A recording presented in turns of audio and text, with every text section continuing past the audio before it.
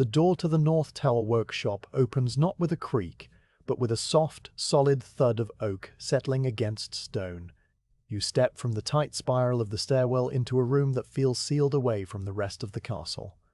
The air inside is different. It is still and cool, but not cold, carrying a weight that comes from being trapped between thick walls with only one narrow window to the outside world. You pause for a moment in the doorway as your senses adjust to the change. The first thing that reaches you is the smell. It is a smell you know as well as the smell of your own blanket, or the smell of the bread ovens in the lower bailey. It is the scent of linseed oil, thick and faintly nutty, like the memory of crushed seeds and long storage in a stone jar. Beneath that oil is the dry metallic tang of iron, not sharp like fresh blood, but old and settled, like a handful of old nails left in a wooden bowl. And underneath even that is the fine dust of ancient rushes scattered on the floor and the faint cool breath of the limestone blocks that make up the walls. You leave the door open behind you for now, to let a little more light spill in from the stairwell. The room is not large. A man could walk from one side to the other in 6 paces. The floor is made of uneven flankstones worn smooth in the center from generations of boots and swept clean, except for the scattered brown stalks of old rushes near the edges where the broom does not reach. The ceiling is low and crossed by a single heavy oak beam darkened by age and smoke. From that beam hangs an iron hook with a small oil lamp that sits cold and unlit. In the far corner stands a brazier made of blackened iron. Its coals are long dead and covered in a soft blanket of pale grey ash that looks like the surface of a forgotten pond. The morning light has not yet found the courage to warm this far corner of the castle. Your attention moves from the floor and the corners to the true occupants of this room. They hang from thick oak bars set into iron brackets on the stone walls, and from 2 wooden tripods standing like patient beasts of burden in the center of the space. The hauberks. There are 6 of them in this room today, though the number changes depending on what work has come up from the armorer's main forge below. They hang in the dim light like the shed skins of immense iron creatures. Each one is a full shirt of chainmail reaching from the shoulders down past the knees, and with long sleeves that would cover a man's hands to the knuckles. They do not shine. They are not the bright silver things you might see in a painting of a great lord. They are the color of a winter sky heavy with unfallen snow, a dark smoky grey with patches where the surface has bloomed into a fine brown rust like the first dusting of cinnamon on a porridge. Your work is to stop that bloom from spreading. You move across the floor, and your soft leather boots make only a faint brushing sound against the stone. The first task of the day is always the same, and you do it without needing to think about the steps. You go to the wooden chest that sits against the inner wall farthest from the damp of the window. The chest is old and made of cedar. When you lift the heavy lid, the smell that rises up is sharp and clean, and it cuts through the linseed smell for just a moment. Inside the chest are rags. They are squares of coarse wool cut from old tunics that were too worn to be mended and sold to the armory for this purpose. They are not soft. They are rough and full of the memory of lanolin and years of wear. You take out a stack of perhaps 10 rags and set them on the lid of the closed chest. Next to the chest on the floor sits the stoneware jar. It is wide at the base and narrow at the neck with 2 small loop handles on the sides, and it is the color of wet clay baked in a hot kiln. You have to bend at the knees and use both hands to lift it because it is heavy with nearly a gallon of the amber linseed oil. You carry it slowly across the room. The oil inside shifts with a deep liquid slosh that you feel through the palms of your hands. You set the jar down on the small 3-legged stool near the first tripod where the light from the window will be strongest later in the morning. Beside the jar you place a shallow wooden tray carved from a single piece of beechwood and smoothed by years of oily rags dragging across its surface. Now you turn to the window. It is not a window with glass. It is a narrow slit cut through the stone wall, about as wide as your hand and as tall as your arm from elbow to fingertip. The edges of the stone are beveled inward so that the light spills into the room in a widening fan shape. Right now, the light is thin and grey. The sun has not yet climbed high enough above the eastern curtain wall to send its beam directly through the opening. You reach up and lift away the heavy square of oiled wool that served as a shutter during the night. You fold it once and drape it over the iron bar set above the window. The cold air from outside touches your face, and you can hear the sounds of the castle beginning to stir far below. A rooster crows from somewhere near the kitchens. The sound is faint and distant and seems to come from another world entirely. You return to the center of the room and the first of the hanging hauberks. This one is draped over the oak bar of the tripod closest to the window. Its arms hang down empty, and its skirt touches the floor in a soft puddle of iron rings. You reach out and place your hand flat on the chest of the mail. The metal is cold against your palm. It is not the biting cold of ice or snow, but the coolness of something that has sat undisturbed in a stone room all night, absorbing the temperature of the ancient walls. You let your hand rest there for a moment. The rings are small and tightly woven. Each one passes through 4 others in the pattern that the armorers call 4-in-1. It is a pattern that has not changed in hundreds of years and will not change for hundreds more. You take the stoneware jar and tip it carefully over the wooden tray. The oil comes out slowly. It is thick and golden brown, and it moves more like warm honey than water.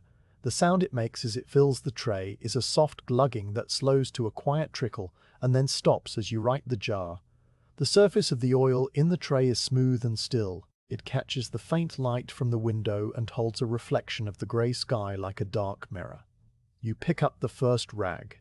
It is rough against your fingers. You fold it once into a square that fits comfortably in your palm. You dip one corner of the folded rag into the oil and watch as the amber liquid soaks into the woolen fibers, turning the grey cloth a deep wet brown. You press the rag against the side of the tray to squeeze out the excess. Too much oil is as bad as too little. Too much oil will drip and pool in the folds of the mail and collect dust and grit that will grind against the rings when the armor is worn. Too little oil and the rust will continue its slow, patient eating of the iron. You have learned the right amount by feel. The rag should be wet, but not dripping heavy and dark, but not sodden. You lift the rag to the shoulder of the hauberk. This is where the work always begins. The shoulder bears the weight of the entire garment when it is worn, and the rings here are compressed and tight from years of that burden. You press the oiled wool against the first ring. The metal darkens immediately where the oil touches it, changing from smoky grey to the color of a wet river stone. You move the rag in a small circle, working the oil into the surface of the ring and into the tiny crevice where the rivet holds the ends together. The sound is a soft, whispery friction, like a hand brushing over a wool blanket. It is the quietest sound in the castle. You move from the first ring to the one beside it, and then to the one below that. There is no hurry. There is nowhere else you need to be, and nothing else you need to do. The morning is long, and the hauberks are many. You work your way across the shoulder and down the chest. The pattern of the rings is like a vast field of tiny overlapping circles. You cover each one with the same small circular motion. The work is repetitive. That is the nature of it, and that is also the comfort of it. Your mind does not need to make decisions or solve problems. Your eyes see the ring, your hand moves. The rag, the oil spreads and darkens the metal, and then your eyes move to the next ring. This is the rhythm of the North Tower workshop. As you work, the light in the room begins to change. The sun has climbed higher, and its beam now finds the angle of the window slit. A shaft of pale morning light enters the room and falls across the floor and up onto the tripod and the hanging mail. The light is full of dust motes. They float and drift in the beam like tiny silent creatures swimming in a golden river.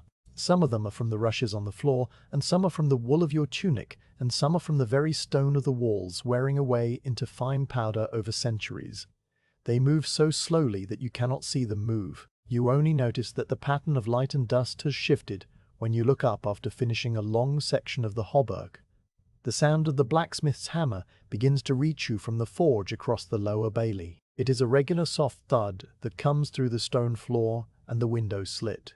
Each strike is followed by a pause and then another strike. It is like the heartbeat of the castle itself, a slow and steady rhythm that has been going on since before you were born and will go on long after. You do not count the strikes. You simply let them become part of the background, along with the whisper of the rag and the creak of the tripod when you shift the heavy mail. You finish the chest of the first hauberk and move around to the back. The back of the hauberk is much like the front, except that the rings here are slightly less compressed because they do not bear the same weight from shoulders and arms. You work your way down from the neck, opening to the hem of the skirt. Your hands move in the same steady rhythm. The oil rag slides over the rings and leaves behind a trail of darkened metal that gleams faintly in the light. The smell of linseed fills the room more strongly now. It is a warm smell, a living smell that seems to push back against the cold damp of the stone walls. You dip the rag into the tray again, refreshing the oil.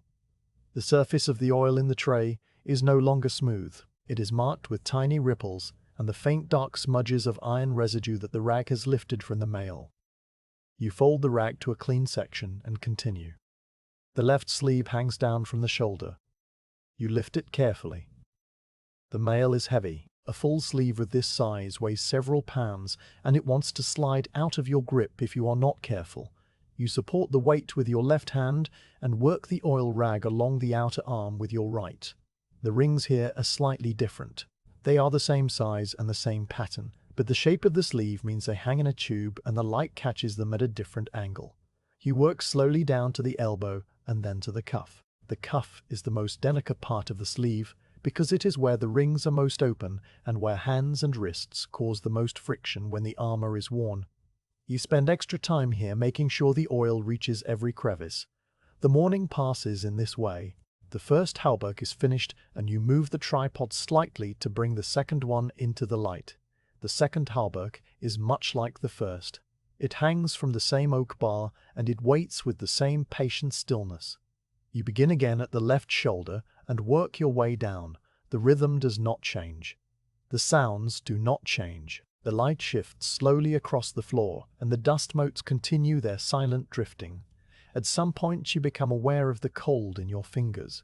The oil is cool and the iron is cool, and the air from the window is cool. You pause and walk to the brazier in the corner. You lift the iron lid carefully and look inside. The ash is deep and soft. You take a handful of dry straw from a sack near the wall and a few thin sticks of kindling. You arrange them in the brazier and then take the small clay pot of live coals that you brought up from the kitchen fire this morning wrapped in a thick cloth. You tip one glowing ember onto the straw and blow gently. The straw catches with a soft crackle and the kindling begins to burn. You add a few lumps of charcoal from the leather bucket beside the brazier. The charcoal glows red and orange, and a gentle warmth begins to spread into the room. You do not need a large fire, just enough to take the chill from the air and to warm your hands between sections of mail. You return to the second hauberk. The warmth from the brazier reaches your back, and the oil seems to spread a little more easily on the metal that is no longer quite so cold. You work through the chest and the back and the sleeves. The second hauberk is finished, and you move to the third. The light from the window has traveled across the wall, and now it falls on a different section of the floor. The beam is no longer pale and grey, but a warmer gold as the sun climbs toward its highest point. The sounds from the courtyard have changed. The blacksmith's hammer has paused for a time, and you can hear the distant murmur of voices from the direction of the gatehouse. Someone is calling out about a cart of hay or a delivery of salted fish. The words are lost, but the rise and fall of the voice is clear. It is a human sound, a sound of ordinary life going on below while you work in the quiet of the tower. The third hauberk has a small section of rust near the right armpit. You find it as you work your way along the side seam. The rust feels different under the rag.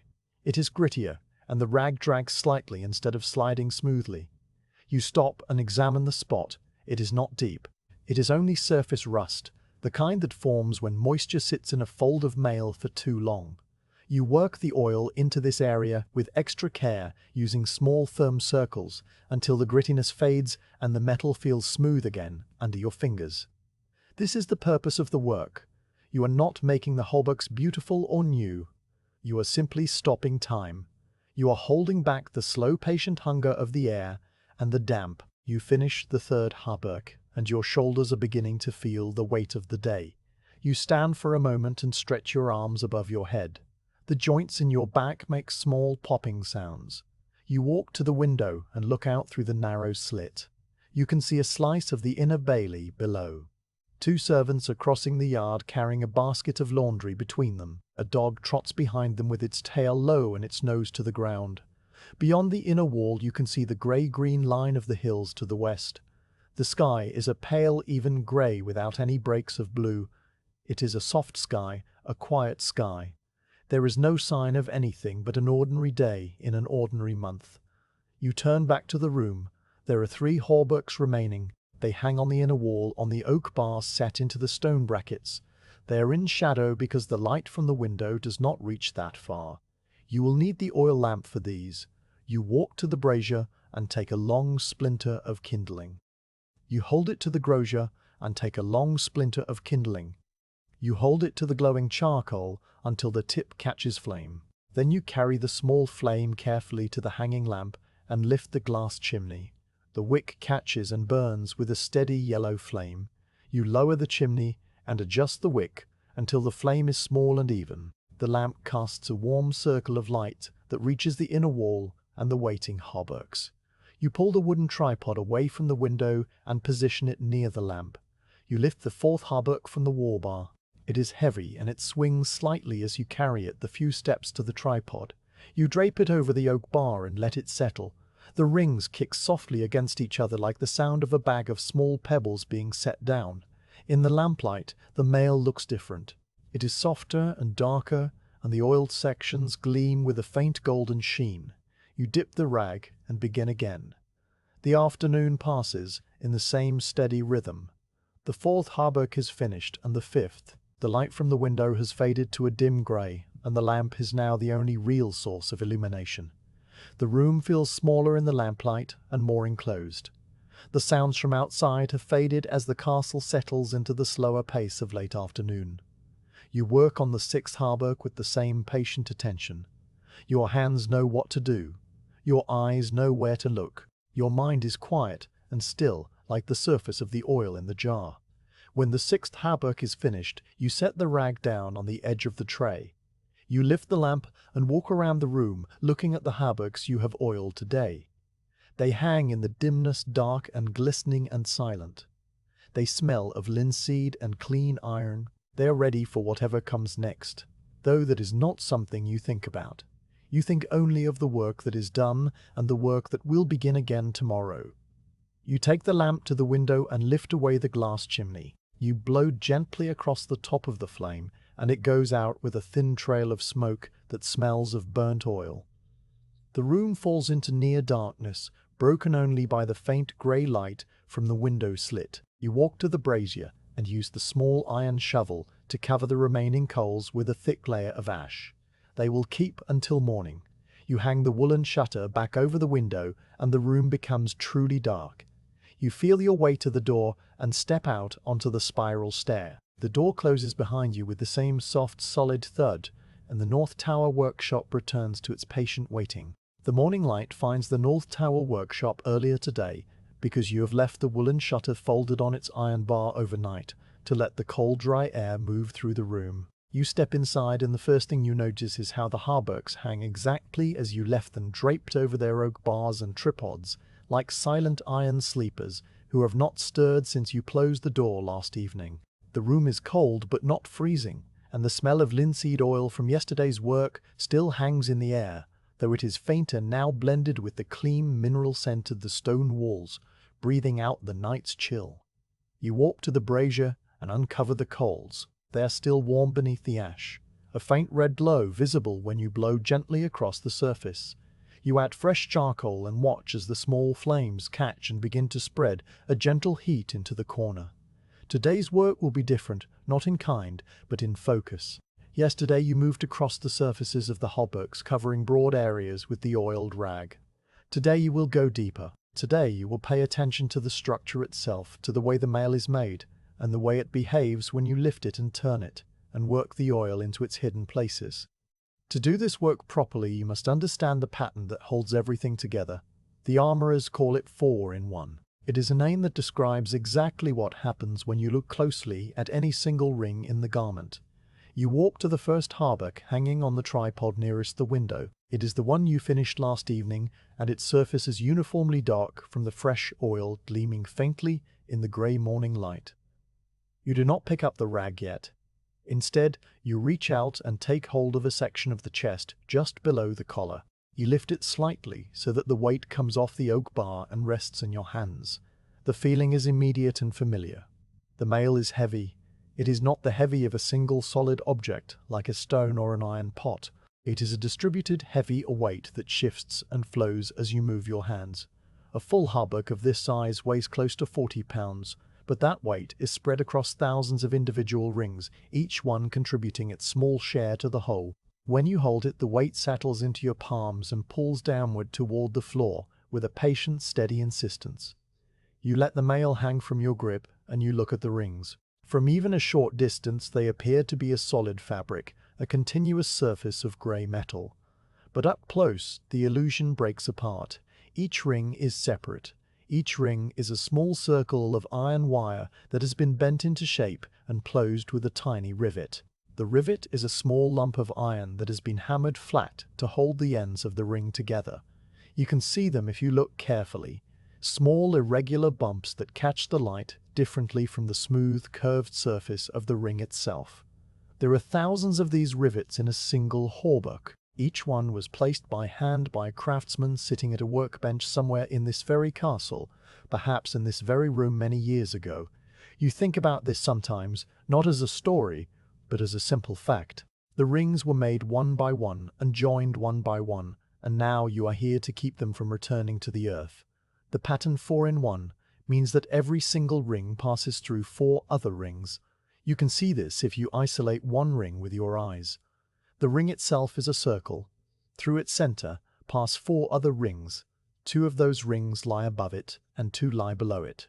The result is a mesh that is both flexible and strong. It can bend and drape and fold like heavy cloth, but it cannot be cut by a blade. This is the purpose of mail, and it is a purpose you understand without needing to think about it. Your work is not about fighting or about war. Your work is about preserving this ancient, clever arrangement of iron circles, so that it will be ready if it is ever needed. You lower the chest section back onto the oak bar, and the weight leaves your hands. The rings settle against each other with a soft rustling sound like dry leaves stirred by a passing breeze. You move to the side of the hauberk and lift one of the sleeves. The sleeve is a long tube of mail that tapers slightly from the shoulder to the cuff. You support the weight with your left hand under the elbow and let the rest of the sleeve hang down toward the floor. In this position, the rings are pulled into vertical columns by gravity. You can see the columns clearly now, like long chains of linked circles running from the shoulder seam down to the cuff. The columns are connected to each other by the horizontal rings that pass through them. This is the 4-in-1 pattern made visible by the simple act of letting the mail hang freely. You take the oil rag from the tray. You dipped it earlier and it is heavy and dark with fresh linseed oil. You begin at the shoulder where the sleeve meets the body of the hauberk. This is a place where the rings are under constant tension. When a man wears the armor, his arm moves and the rings here must shift and slide against each other continuously. You can feel the difference in the metal. The rings of the shoulder seam are slightly looser than those on the chest. They move more easily under your fingers and they make a slightly higher sound when they click together. You work the oil rag around the seam using small circular motions to push the oil into the spaces between the rings. The oil darkens the metal immediately and the rings take on a wet sheen that makes the pattern stand out more clearly. You move down the outer arm following one of the vertical columns. The rings here are more uniform. They hang in a straight line, each one passing through the 2 rings above it and the 2 rings below it. As you work the rag over each ring, you can feel the texture of the metal through the wool cloth. The surface of an iron ring is not perfectly smooth. It has a fine grain, a slight roughness that comes from the wire drawing process. The oil rag glides over this surface with a soft, steady friction. The sound is a continuous whisper, like the sound of a hand brushing over a length of heavy woolen fabric. It is a sound that fills the small room and blends with the soft crackle of the charcoal in the brazier. You reach the elbow and pause. The elbow is a difficult place in any hauberk. When the armor is worn, the arm bends here and the rings on the inner side of the elbow are compressed, while the rings on the outer side are stretched. Over time, this repeated movement changes the shape of the mail. The rings on the inner elbow become tighter and more compacted. The rings on the outer elbow become slightly more open. You can see this difference even now, as the sleeve hangs straight. The inner elbow has a denser look, as if the rings are huddled together for warmth.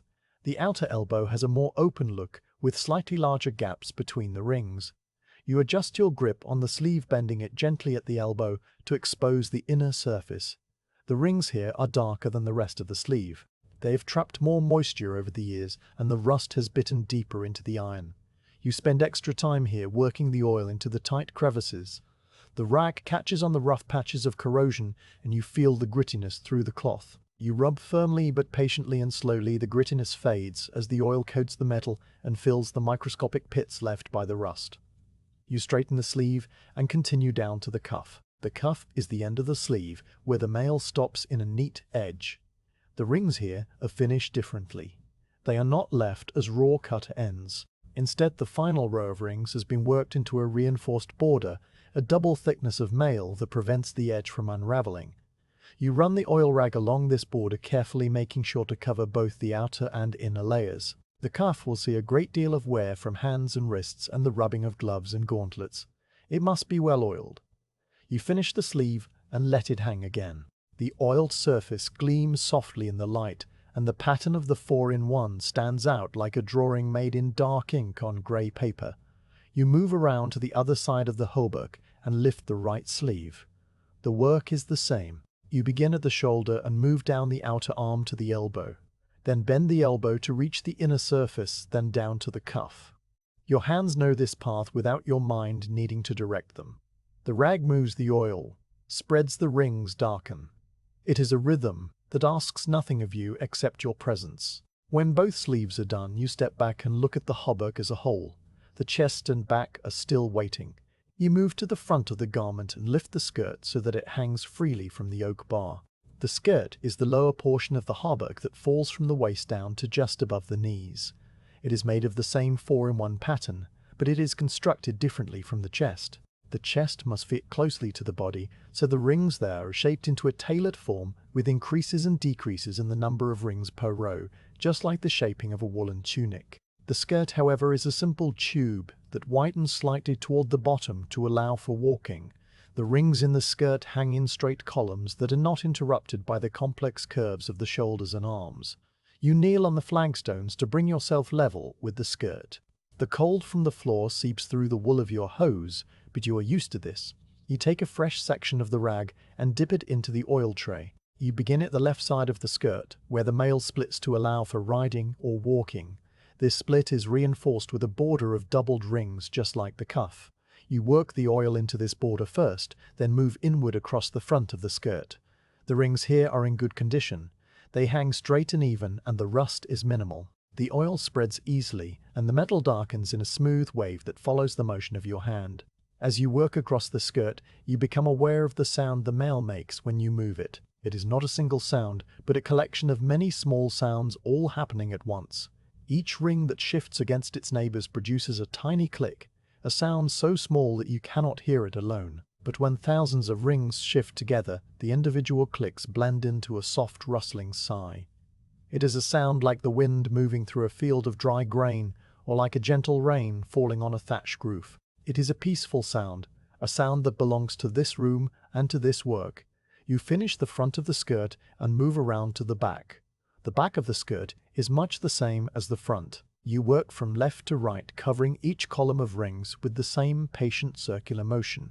The light from the window has shifted while you worked. It now falls across the floor in a broad, pale rectangle that reaches the base of the tripod and climbs up the hanging mail. The rings in the light look different from the rings in shadow. They are brighter, and the oiled surface reflects the grey sky like 100 tiny mirrors. The rings in shadow are darker and softer looking, almost like they are made of charcoal rather than iron. You stand up and stretch your back. The hauberk is nearly finished now. Only the collar and the armpits remain. These are the hidden places, the places that no one sees when the armor is worn. They are also the places where rust likes to hide. The collar is the opening for the head, a circle of mail that sits around the neck. It is reinforced with a thick border of doubled rings and often has a leather strip threaded through it to prevent the metal from chafing the skin. You lift the collar and peer inside. The inner surface of the mail is rougher than the outer surface. The rivet heads are more pronounced here, and they catch on the rag as you work. You use small, careful strokes to push the oil into the crevices around each rivet. The smell of linseed is strongest close to the work. It fills your nose and throat with its warm, nutty presence. The armpits are the most difficult part of any hauberk to maintain. They are deep folds of mail that sit under the arms, and they collect moisture from sweat and from rain. You must reach inside the armhole and feel your way along the seam where the sleeve joins the body. You cannot see what you are doing. You work by touch alone, running the oil rag over the rings and feeling for the telltale roughness of rust.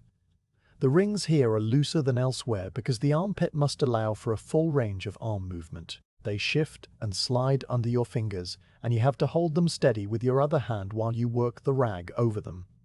You find a small patch of rust near the back of the right armpit. It is not large, but it is deep. The iron feels pitted and rough like the surface of a weathered stone. You work the oil into this spot with extra care, using firm pressure and slow circles. The oil soaks into the corrosion and darkens it to a deep brown black. You cannot remove the rust that has already eaten into the metal, but you can stop it from spreading further. This is the limit of your craft. You do not make things new. You hold them where they are. You withdraw your hand from the armpit and wipe your fingers on a dry section of the rag. The hauberk is finished. It hangs on the tripod, dark and glistening and smelling of linseed oil and clean iron. It is ready to be moved to the inner wall, where it will wait until it is needed. You step back and look at it for a long moment. The 4-in-1 pattern is everywhere, a vast field of interlocking circles that covers the entire garment from collar to skirt, from left cuff to right cuff. Each ring is connected to 4 others. Each ring is held closed by a tiny rivet. Each ring has been touched by your hands and coated with oil. The work is simple and repetitive and endless, and it is enough. You lift the hauberk from the tripod, the full weight of it settles into your arms, and you have to brace your feet against the flagstones to keep your balance. You carry it slowly across the room to the inner wall, where an empty oak bar waits in its iron brackets. You lift the hauberk high and drape it over the bar, letting the sleeves fall on one side and the skirt on the other. The mail rustles and sighs as it settles. You adjust the drape so that the weight is evenly distributed and the garment hangs straight. Then you step back and let it be. There are 5 more hauberks waiting in this room. They hang on their tripods and their wall bars, patient and silent. You walk back to the tray of oil and dip the rag. The morning has become afternoon, and the light from the window has begun to soften toward the grey gold of late day. You approach the next hauberk and lift the sleeve and find the shoulder seam. The work continues. The rings wait. The oil spreads. The sound of the mail fills the room like a quiet breath, and you are here in the middle of it, doing what needs to be done, 1 ring at a time. The work settles into a rhythm that is not measured by bells or by the movement of the sun, but by the small sounds of the room and the steady motion of your hands. You have been at this long enough that your body knows what to do, without your mind having to tell it. The rag moves from ring to ring, and the oil spreads and the metal darkens, and your thoughts become still like the surface of the oil in the stoneware jar when it has been left undisturbed for a long while. This is not a state of thinking, nor a state of sleeping. It is a state of quiet suspension, a place between where the world outside the tower walls becomes distant and unimportant, and the only thing that exists is the ring in front of you, and the next ring, and the one after that. The morning has deepened into a grey midday. The light through the window slit has changed from the pale, watery quality of early hours to a steadier, more solid illumination. It falls across the floor in a broad band that climbs the leg of the tripod and spreads across the chest of the hauberk you are working on. The dust motes are still there, drifting in the beam like tiny ships on a golden sea. They move so slowly that you cannot see them moving. You only notice after you have finished a long section of mail that the pattern of light and shadow on the wall has shifted by the width of your hand. This is how time passes in the North Tower workshop. It does not hurry, it does not demand attention. It simply accumulates in small invisible increments until you look up and realize that the morning has become afternoon. The sounds of the castle reach you through the stone walls and the narrow window. They are not loud sounds. The thickness of the walls and the height of the tower filter them until they arrive as soft, distant echoes of themselves.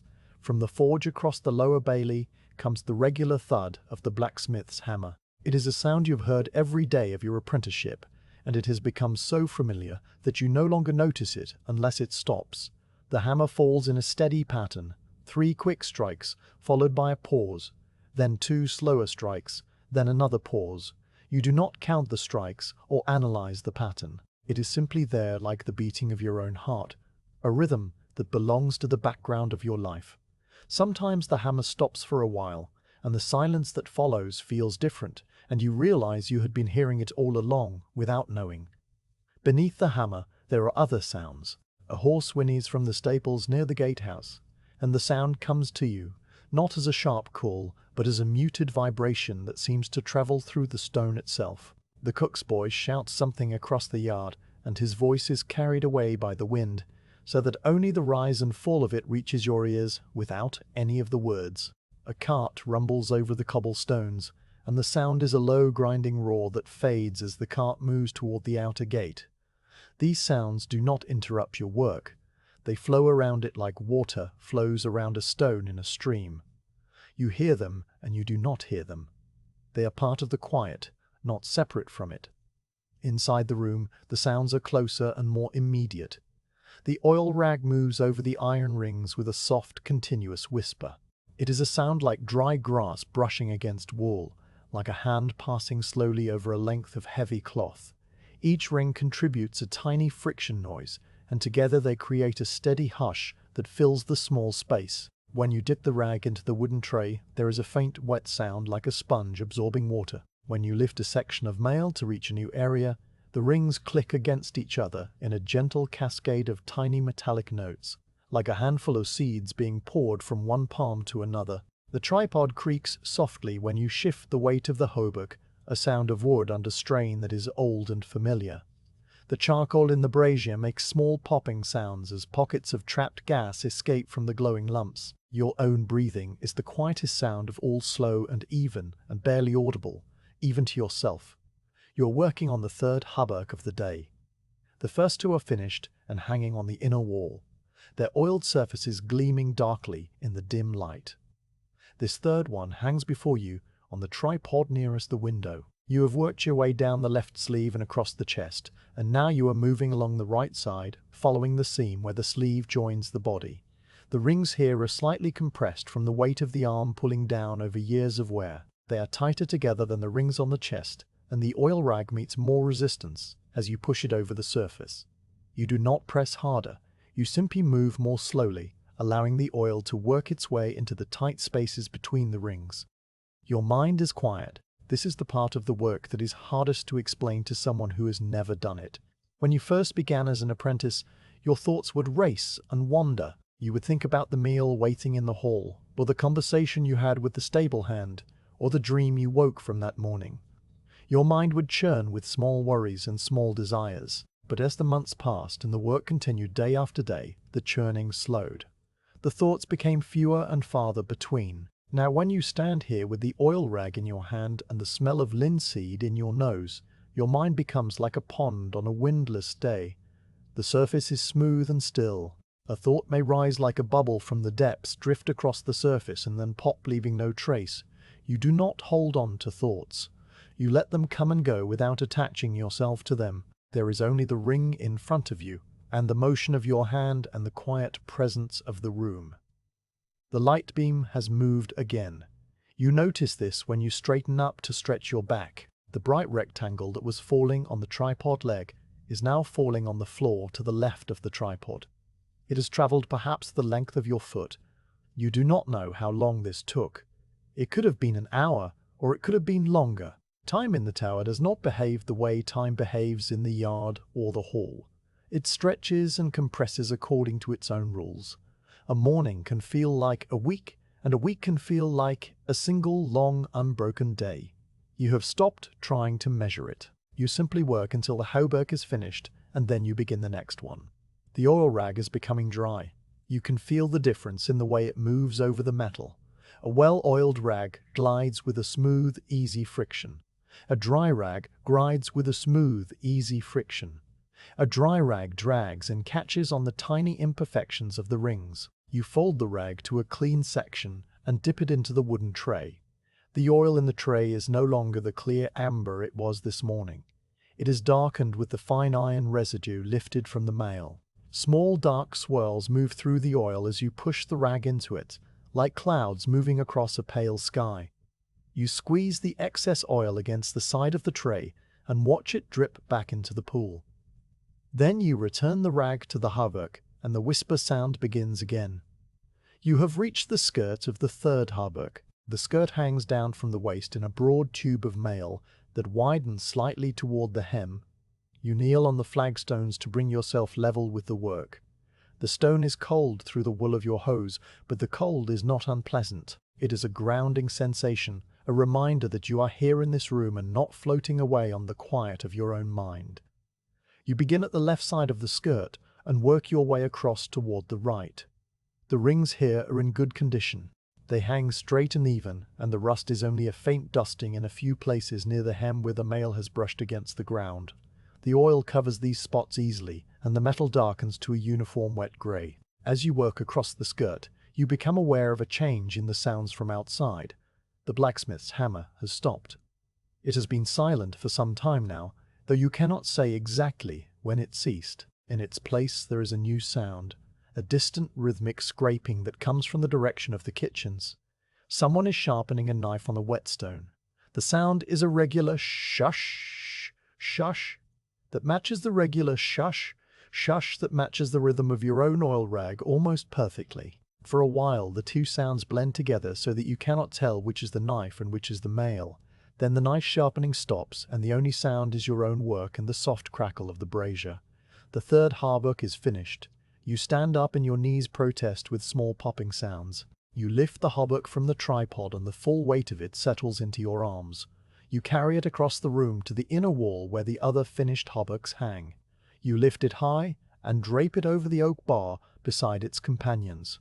The mail rustles and sighs as it settles. You adjust the drape so that the sleeves hang evenly and the skirt falls straight. Then you step back and look at the row of hauberks.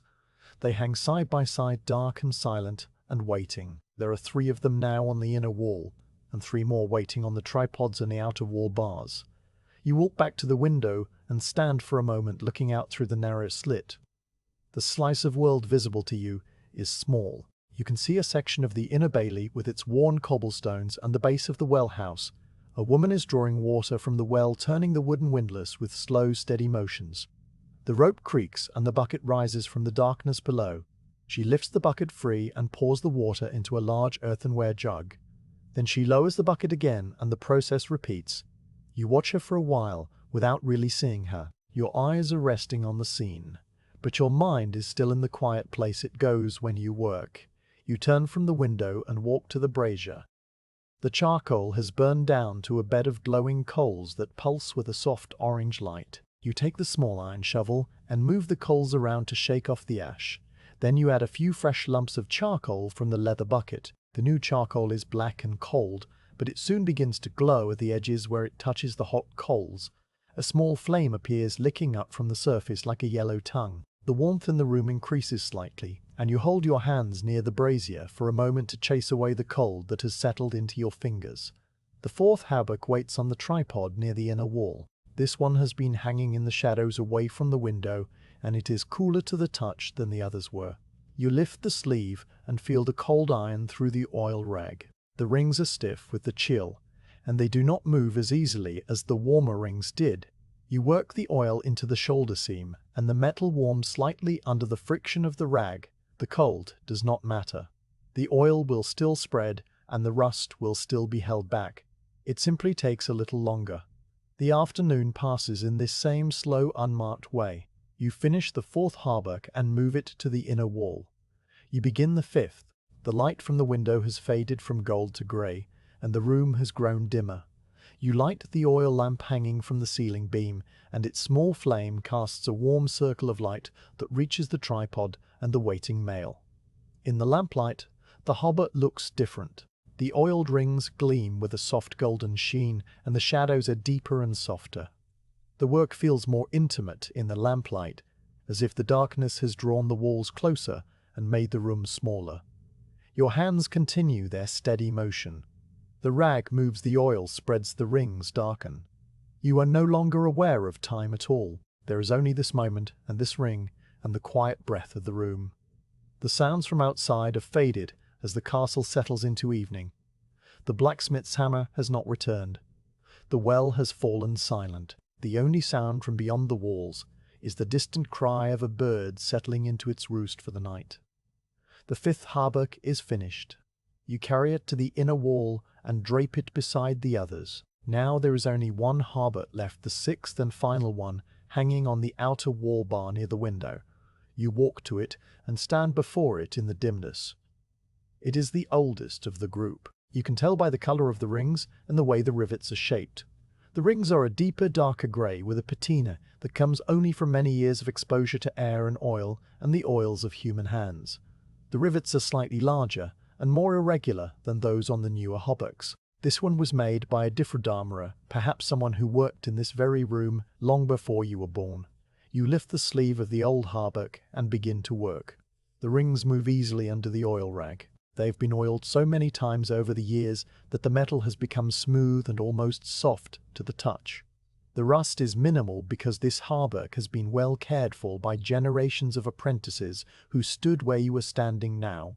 You feel a connection to them in this moment, not as individuals with names and faces, but as a line of hands that have performed this same motion in this same room for longer than anyone can remember. You are part of that line now. Your hands are doing what their hands did. And someday, another pair of hands will stand here and do the same. The evening deepens outside the window slit. The grey sky has turned to charcoal and then to black. The lamp is now the only light in the room, and its small flame casts dancing shadows on the stone walls. You work more slowly now because the dim light makes it harder to see the fine details of the rings. You hold the mail closer to your face and move the rag with careful, deliberate strokes. The whisper of the oil rag is the only sound in the room besides the soft pop of the charcoal and your own steady breathing. You reach the hem of the skirt and the old hauberk is finished. You set the rag down on the edge of the wooden tray. Your hands are dark with oil and iron residue, and they smell strongly of linseed. You lift the hauberk from the bar and carry it to the inner wall. You drape it at the end of the row beside its 5 companions. They hang together now, all 6 of them, dark and glistening and silent. They fill the inner wall from end to end, a solid mass of oiled iron rings that smells of nothing but clean metal and linseed. You stand back and look at the row of hauberks. The lamplight flickers slightly, and the shadows move across the mail like water flowing over stones. The work is done for today. Tomorrow you will begin again with a new set of hauberks brought up from the armourer's forge below. The work never ends. There is always more mail to oil, more rings to preserve, more rust to hold back.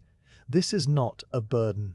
It is simply the shape of your days, the rhythm that carries you from morning to evening without the need for thought or worry.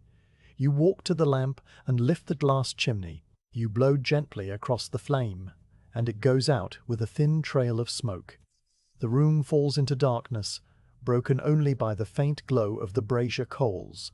You feel your way to the door and step out onto the spiral stair. The cold air of the stairwell wraps around you, and you begin the slow descent to the hall below. Behind you, the North Tower workshop settles into silence. The hauberks hang in the dark, waiting for the morning, and the oil rag in the hands that will come again to continue the work.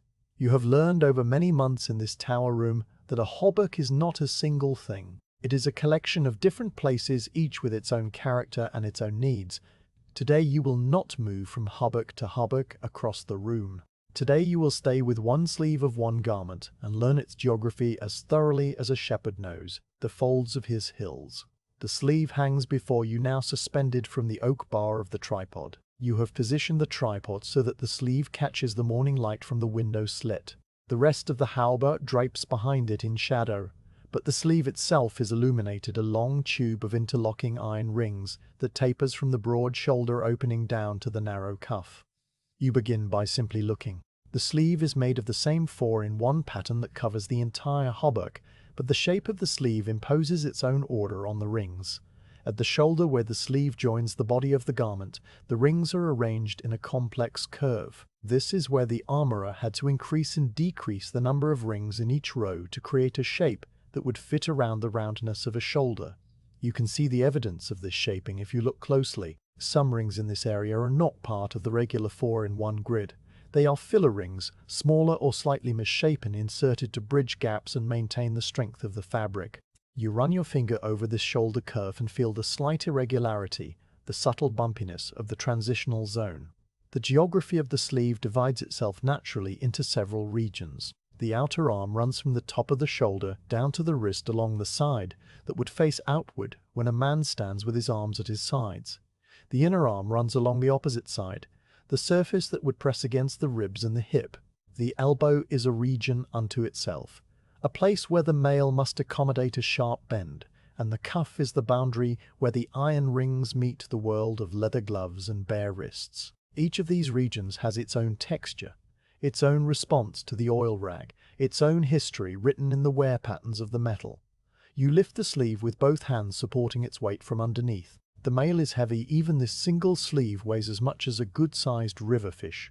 You let it hang vertically so that gravity pulls the rings into straight columns. In this position, the geography becomes clearer. The outer arm faces the window, and the light catches the rings there, making them appear brighter. The inner arm faces the shadow of the room, and its rings are darker and less distinct. You can see the columns running from top to bottom like long chains of linked circles. The columns on the outer arm are slightly more open, the rings hanging with tiny gaps between them because this side of the sleeve is stretched when the arm bends. The columns on the inner arm are more tightly packed, the rings nestling closer together because this side is compressed by the same motion. You take up the oil rag. It is freshly dipped and heavy with linseed. You begin at the shoulder seam where the geography is most complex. The rings here are not simply linked in straight columns. They curve and angle to follow the contour of the shoulder cap. You must work slowly in this region because the oil can easily pool in the hollows between the curved rings. You use the tip of the rag folded into a small point to reach into these hollows and work the oil around each rivet. The smell of linseed rises warmly, and the metal darkens in patches that gradually merge into a uniform wet sheen. Your hand moves in small circles, tracing the topography of the shoulder, like a finger following a map of unknown country. From the shoulder, you move down the outer arm. This is the longest and straightest region of the sleeve. The columns here are regular and predictable. You can work more quickly following one column down to the elbow, then shifting the rag sideways to the next column and working back up toward the shoulder. The up and down motion becomes a rhythm that requires no thought. The oil rag slides over the rings with a steady whisper. The outer arm rings have a particular feel under the cloth. They are slightly burnished from exposure to weather and from brushing against shields or saddles or stone walls. The surface is smoother than elsewhere, and the oil spreads more easily, like water spreading on a polished wooden table. As you approach the elbow, the texture changes. The elbow is a hinge, a place where the mail must fold and unfold thousands of times over the life of the garment. You can see the evidence of this repeated motion in the rings themselves. On the outer elbow, the rings are slightly elongated, as if they have been stretched by the constant pulling. On the inner elbow, the rings are compressed and crowded together, their circular shapes slightly flattened. You stop at the elbow and bend the sleeve gently to open up the inner fold. This is the hidden geography, the place that no one sees when the armor is worn. The rings here are darker than the outer arm rings, with a deeper patina that comes from trapped moisture and the oils of human skin. You find a small patch of rust beginning to form in the deepest part of the fold where 3 rings overlap in a tight cluster. The rust is only a faint orange-brown dusting, not yet deep enough to pit the metal. You work the oil rag into this cluster with careful, firm pressure. The oil soaks into the rust and darkens it to the color of wet earth. You rub until the grittiness fades and the rings feel smooth again under the cloth. You straighten the sleeve and continue down the inner arm. This region has a different character altogether. The inner arm rings are less exposed to weather and wear, but they are more exposed to the moisture of the body. Sweat from the armpit runs down the inner arm and collects in the hollow of the elbow and along the seam where the sleeve meets the body. This moisture is the enemy of iron, and the inner arm rings often show the first signs of rust. You inspect each column carefully as you work your way down.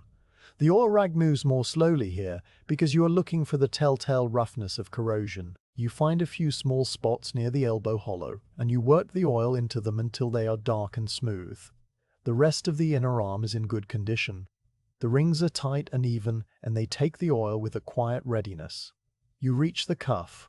The cuff is the end of the sleeve, the place where the iron rings stop and the world begins. It is a reinforced border made of doubled rings that have been worked into a neat edge. The rings of the cuff are different from the rings of the sleeve body. They are thicker, and their rivets are larger and more carefully flattened. This is because the cuff must withstand constant friction from gloves and gauntlets, and from the simple act of pushing the sleeve up to free the hands. You hold the cuff up to the light and examine its construction. The border is made of 2 rows of rings that have been linked together in a way that prevents the edge from unraveling. Each ring in the border passes through 3 others instead of 4, creating a denser, stronger fabric. You work the oil rag along this border, slowly making sure to cover both the outer and inner surfaces. The doubled rings trap oil easily, and you must be careful not to apply too much. Excess oil will drip down onto the hand of the wearer and attract dust and grit. You use the rag to blot away any visible wetness, leaving only a thin, even film. The cuff also has a leather thong threaded through the last row of rings. The thong is old and dark with age, and it smells faintly of the neatsfoot oil that was used to keep it supple. You run your fingers along its length, checking for cracks or dry spots. The leather is still sound, though it is stiff in a few places near the knot. You make a mental note to bring up a small pot of neatsfoot oil tomorrow and work it into the thong. This is part of the geography too, the meeting place of iron and leather and the different kinds of care they require. You lower the cuff and let the sleeve hang straight again. The oiled surface gleams softly in the grey morning light. The geography of the sleeve is now marked by the sheen of fresh oil, a uniform darkness that covers the outer arm and the inner arm and the elbow and the cuff. But you know that beneath this uniform surface, the rings are not all the same. They have their own histories and their own tendencies. The outer arm rings will need oil again sooner than the inner arm rings because they face the weather. The elbow rings will need extra attention every time because the motion of the arm works the oil out of the tight folds. The cuff rings will hold their oil longest because they are doubled and dense. You move around to the other side of the hauberk and lift the right sleeve. It hangs in your hands with the same heavy liquid weight as the left. You begin again at the shoulder seam and work your way down the outer arm. The geography is the same, but it is also different. No 2 sleeves are identical because no 2 armorers make exactly the same decisions about the number of rings in each row or the tightness of the rivets. This right sleeve has a slightly different feel under the oil rag. The rings are a fraction looser and they move more easily against each other. The sound they make is a little higher and brighter, a faint tinkling that blends with the whisper of the rag. You work down the outer arm to the elbow and bend the sleeve to expose the inner fold. Here you find the same dark patina, the same tendency toward rust in the deep crevices. You work the oil into the fold and the metal darkens and the roughness smooths away. The inner arm of the right sleeve has a small imperfection near the midpoint. One of the rings has been replaced at some time in the past. You can tell because the replacement ring is slightly shinier than its neighbors and its rivet is a different shape. The armorer who made the repair used a ring from a newer batch of wire and he closed it with a hammer that had a different face. The ring fits well and it has held for many years, but it stands out to your eyes like a stranger in a familiar crowd. You spend a moment on this ring, making sure the oil reaches every part of it. It does not need more care than the others. It simply catches your attention because it is different. The right cuff is much like the left. The doubled border is intact and the leather thong is sound. You work the oil along the edge and blot away the excess. Then you let the sleeve hang and step back to look at both sleeves together. They hang side by side from the shoulders of the hauberk, 2 long tubes of iron rings that have been shaped by the armorer's skill and worn by years of use and preserved by your patient hands. They are ready. You walk to the window and look out through the narrow slit. The morning has become afternoon while you worked on the geography of the sleeves. The light outside is softer now, with the grey-gold quality of a day that is thinking about turning toward evening. You can see a portion of the castle wall, and beyond it, the green-brown line of the hills. A few birds circle high above the tower, their dark shapes moving against the pale sky. You watch them for a while without really seeing them. Your mind is still in the room with the sleeves and the oil and the quiet geography of iron rings. You turn back to the hauberk. The sleeves are finished, but the garment is not complete. There is still the body, the chest and back and skirt that make up the rest of the geography. You lift the chest section and let it hang freely from the oak bar. The body of the hauberk is a different landscape altogether. It is broader and flatter, with its own regions and its own needs. But that is work for another day. For now you simply look at the sleeves you have just finished. They hang dark and glistening, their geography mapped by the oil rag and preserved for another season. You pick up the oil tray and carry it to the chest. The oil that remains is dark with iron residue, and you will not use it again. Tomorrow you will pour fresh oil into a clean tray and begin again. You set the tray down and wipe your hands on a dry section of rag. The smell of linseed is deep in your skin, and it will stay with you through the evening meal and into the night. You do not mind this. The smell is the smell of work done, of iron preserved, of another day passed in the quiet tower room. You walk to the brazier and use the small iron shovel to cover the coals with ash. The glow fades and the room grows dimmer. You hang the woolen shutter over the window, and the last of the outside light is blocked. The hauberk hangs in the darkness, its sleeves oiled and waiting. You find your way to the door and step out onto the spiral stair. The door closes behind you with its soft, solid thud, and the North Tower workshop returns to silence. The weather turns during the night.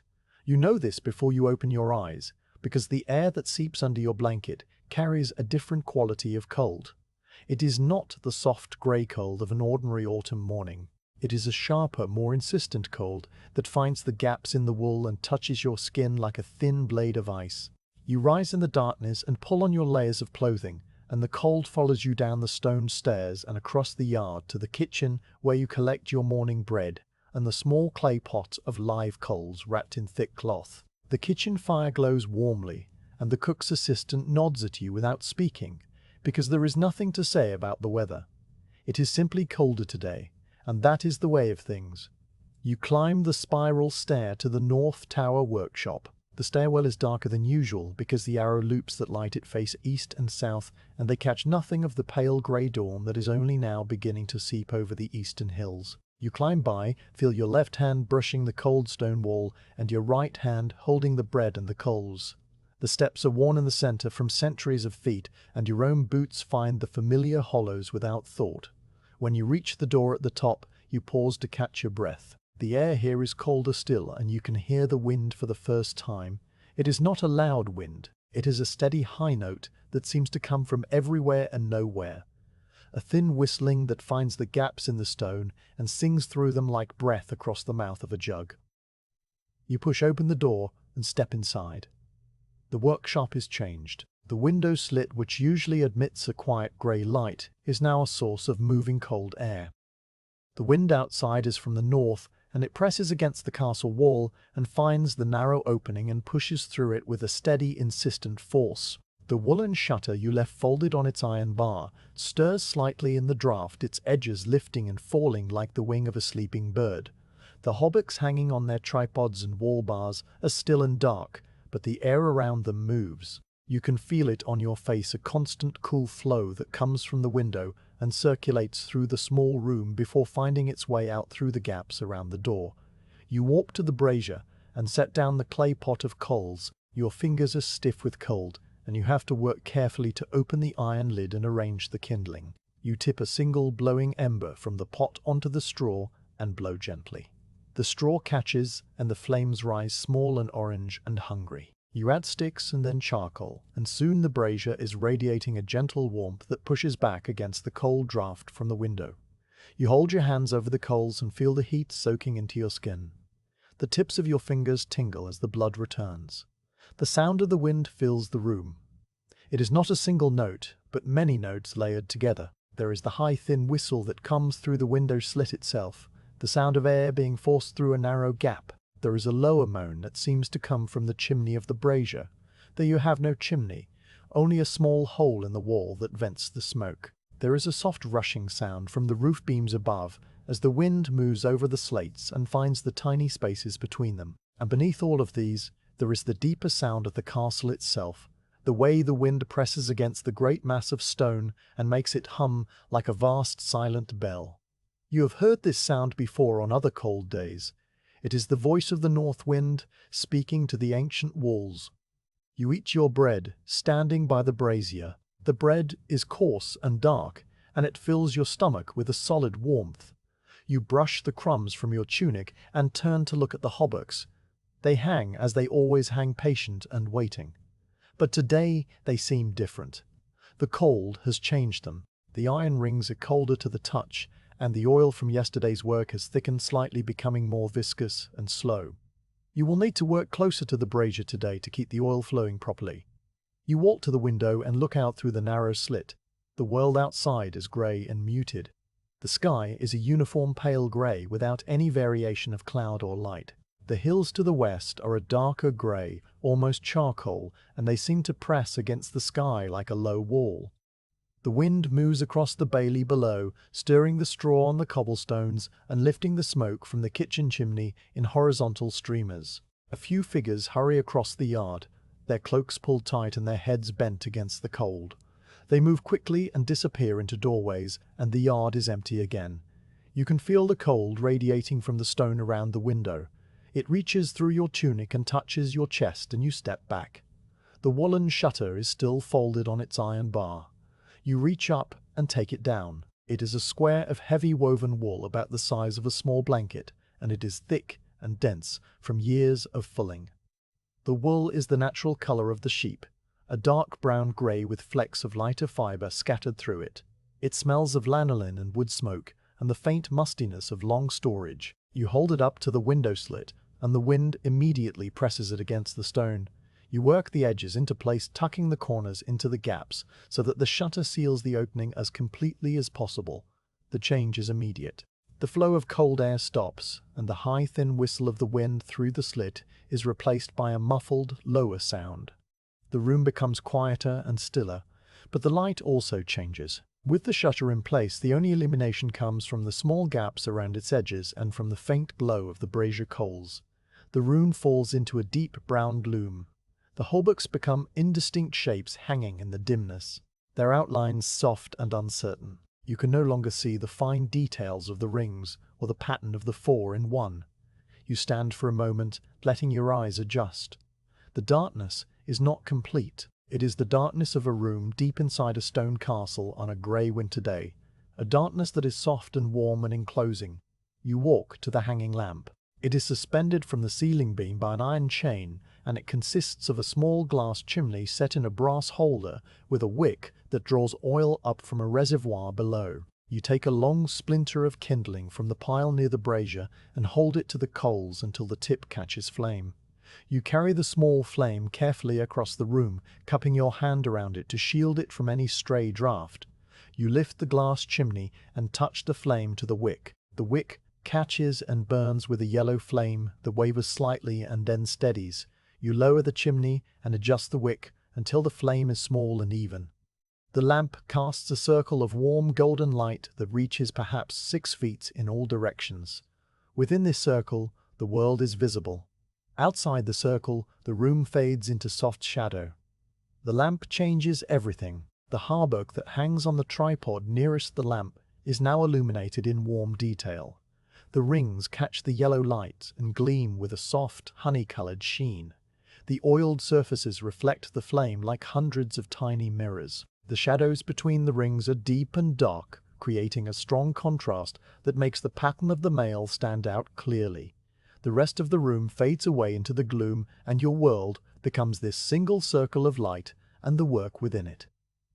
You pick up the oil rag and the wooden tray. The oil in the jar has thickened slightly from the cold, so you hold the jar near the brazier for a few moments to warm it.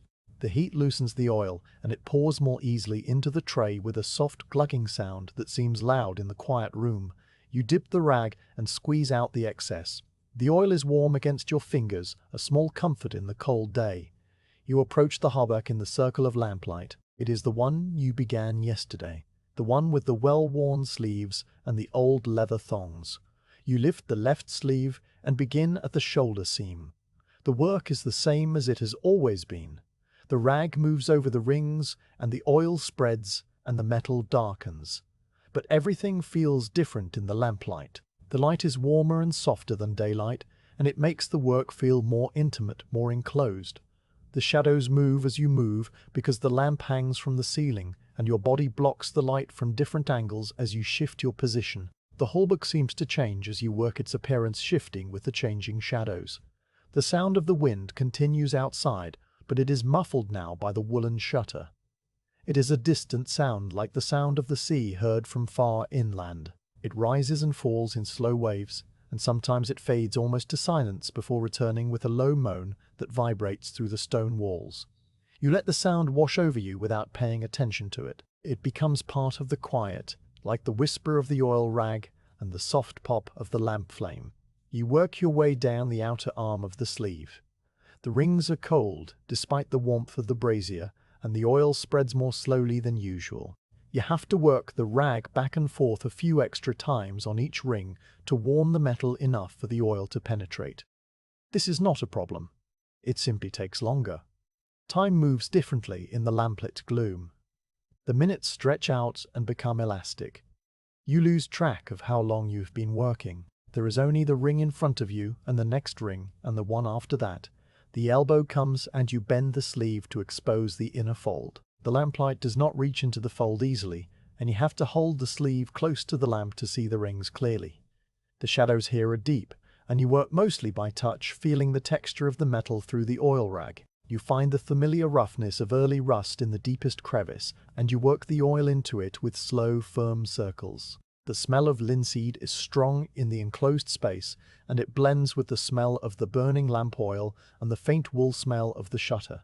You finish the left sleeve and move to the right. The work is the same. The lamp flickers once when a draft finds its way through some hidden gap, but the flame steadies again, and the circle of light remains unbroken. You work down the right sleeve to the elbow and the cuff. The leather thong at the cuff is stiff with cold, and you make a note to bring the neatsfoot oil tomorrow. You finish the right sleeve and lower it back into place. The body of the hauberk waits. You lift the chest section and work the oil into the broad expanse of rings. In the lamplight, the chest seems larger than it does in daylight. The shadows give it depth and weight. You work across the chest from left to right, following the rows of rings. The pattern of the 4-in-1 is clear and regular here, and the work is steady and rhythmic. The oil rag whispers over the metal, and the rings darken in its wake. You reach the right side and move around to the back. The back is the same as the chest. A broad field of rings that takes the oil with quiet readiness. The skirt is last. You kneel on the flagstones, and the cold seeps up through your hose. The lamplight reaches the floor here and illuminates the lower portion of the hauberk. You work across the front of the skirt and then around to the back. The rings near the hem are slightly rusted from brushing against the ground, and you spend extra time here working the oil into the rough patches. The rust blooms darken and smooth out under the pressure of the rag. You stand up and stretch. Your back protests with small popping sounds. You walk to the brazier and add a few lumps of charcoal. The coals glow brighter and the warmth in the room increases slightly. You hold your hands near the heat and look around the lamplit space. The first hauberk is finished, and it hangs dark and glistening in the circle of light. There are more hauberks waiting in the shadows beyond the lamp's reach. You will bring them into the light one by one. You lift the lamp from its hook and carry it to the inner wall. The light moves with you, and the shadows shift and reform. You hang the lamp on a hook near the wall, so that it illuminates the row of waiting hauberks. You lift the next one from its bar and carry it to the tripod. The mail rustles and sighs as you drape it into place. You position the tripod so that the hauberk falls within the circle of light, and then you begin again. The day passes in this way. The wind continues to moan outside, and the woolen shutter muffles its voice. The lamp burns steadily, and the circle of golden light contains your entire world.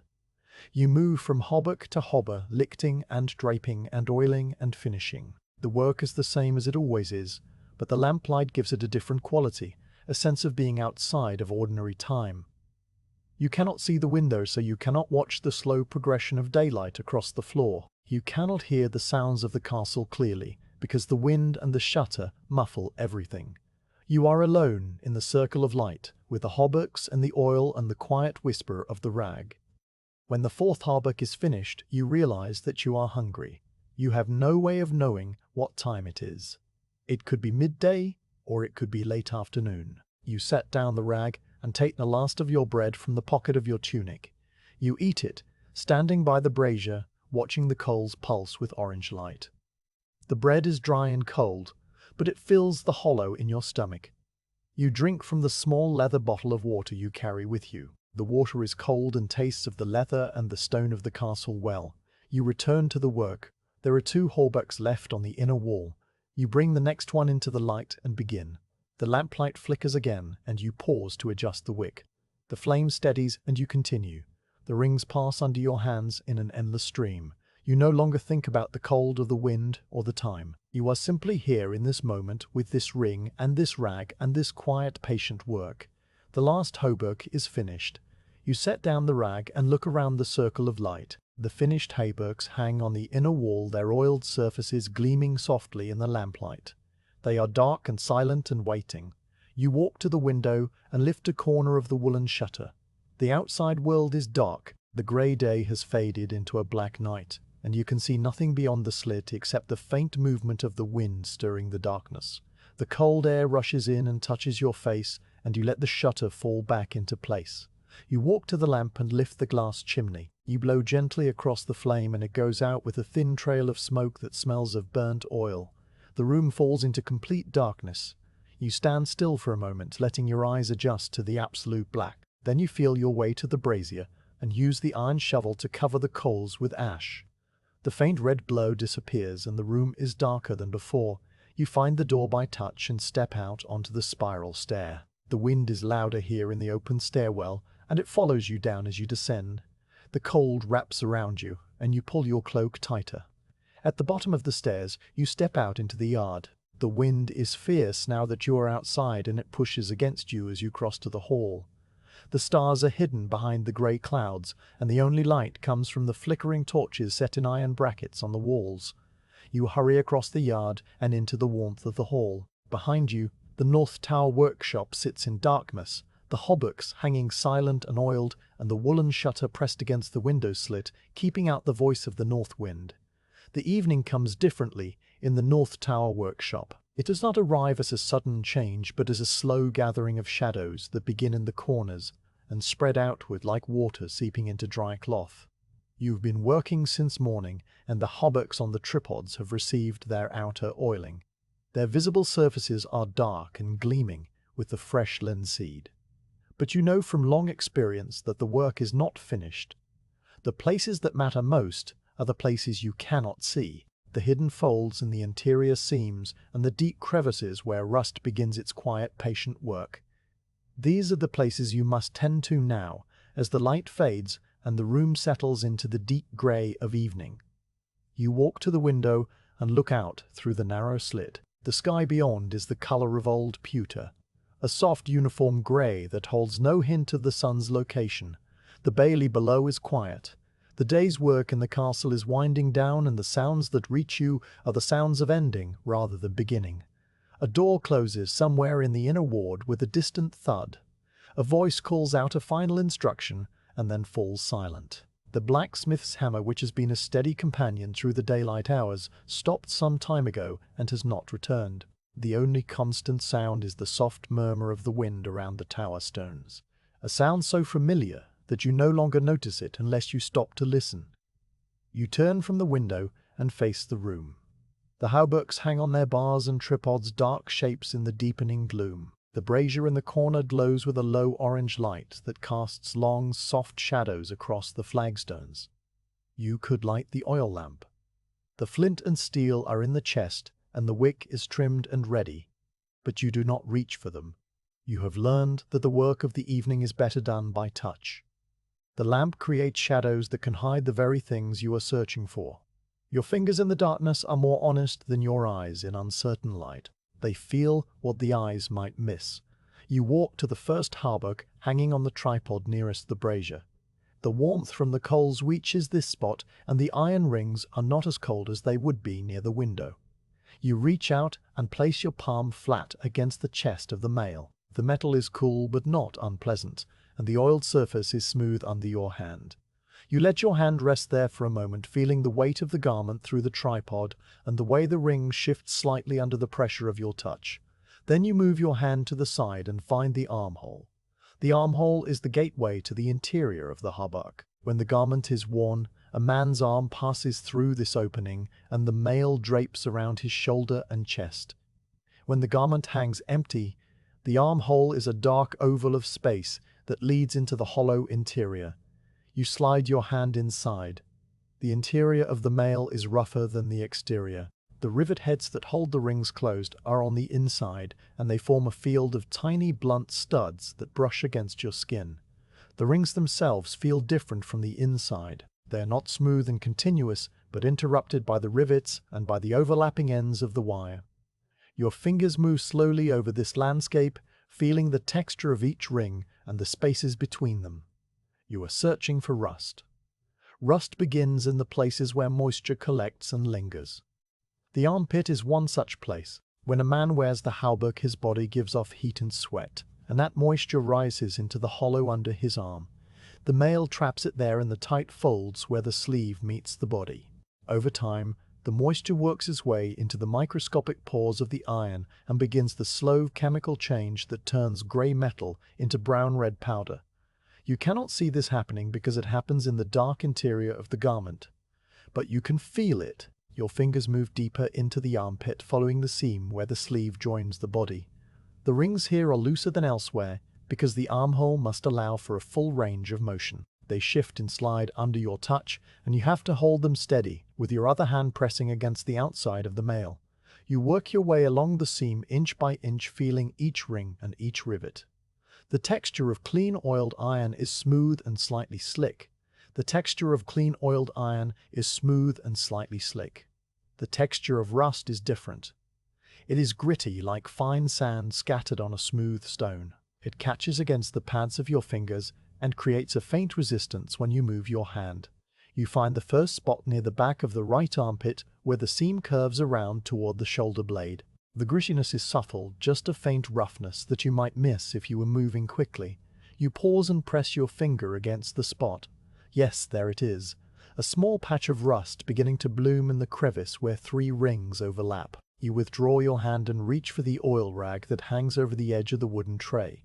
The rag is still damp with linseed from the afternoon's work. You fold it into a small pad and push it into the armhole, guiding it with your fingers to the place where the rust waits. You cannot see what you are doing. Your hand is inside the hauberk, and the light from the brazier does not reach into that dark hollow. You work entirely by touch. You press the oiled rag against the rough spot and move it in small, firm circles. You feel the oil soaking into the rings and the grittiness beginning to fade. You rub until the texture under the rag changes from rough to smooth. Then you move your bare fingers back to the spot and feel it again. The rust is gone, or at least it is covered and sealed beneath a layer of fresh oil. The rings feel cool and slick and uniform. You move deeper into the armpit. The seam continues around the bottom of the armhole and up toward the front of the chest. You follow it slowly, checking each overlap and each cluster of rings. You find 2 more small patches of rust, one near the front where the seam meets the chest, and one in the very bottom of the armhole where moisture would pool if the wearer stood still for a long time. You work the oil rag into each spot with the same patient circular motion. The work is slow, and it requires your full attention. Your mind cannot wander because your fingers are reading the mail like a blind man reads a carved inscription. When the right armpit is finished, you withdraw your hand and shake out the stiffness in your wrist. You wipe your fingers on a dry section of the rag and look at the hauberk. From the outside, it looks no different than it did before. The oiled surface gleams softly in the brazier light, and the armhole is just a dark opening in the side of the garment. No one would know that you have been working inside it, searching out the hidden rust and sealing it away. That is the nature of this evening work. It leaves no visible trace. It is done in the dark for the sake of the dark places. You move to the left armpit. The process is the same. You slide your hand inside and feel your way along the seam. The rings here are in slightly better condition than the right side. Perhaps the previous owner of this hauberk favored his right arm and sweated more on that side. Or perhaps the right armpit simply catches more moisture from the way the garment hangs. You do not need to know the reason. You only need to find the rust and stop it. You work your way around the seam and find a single small patch near the back.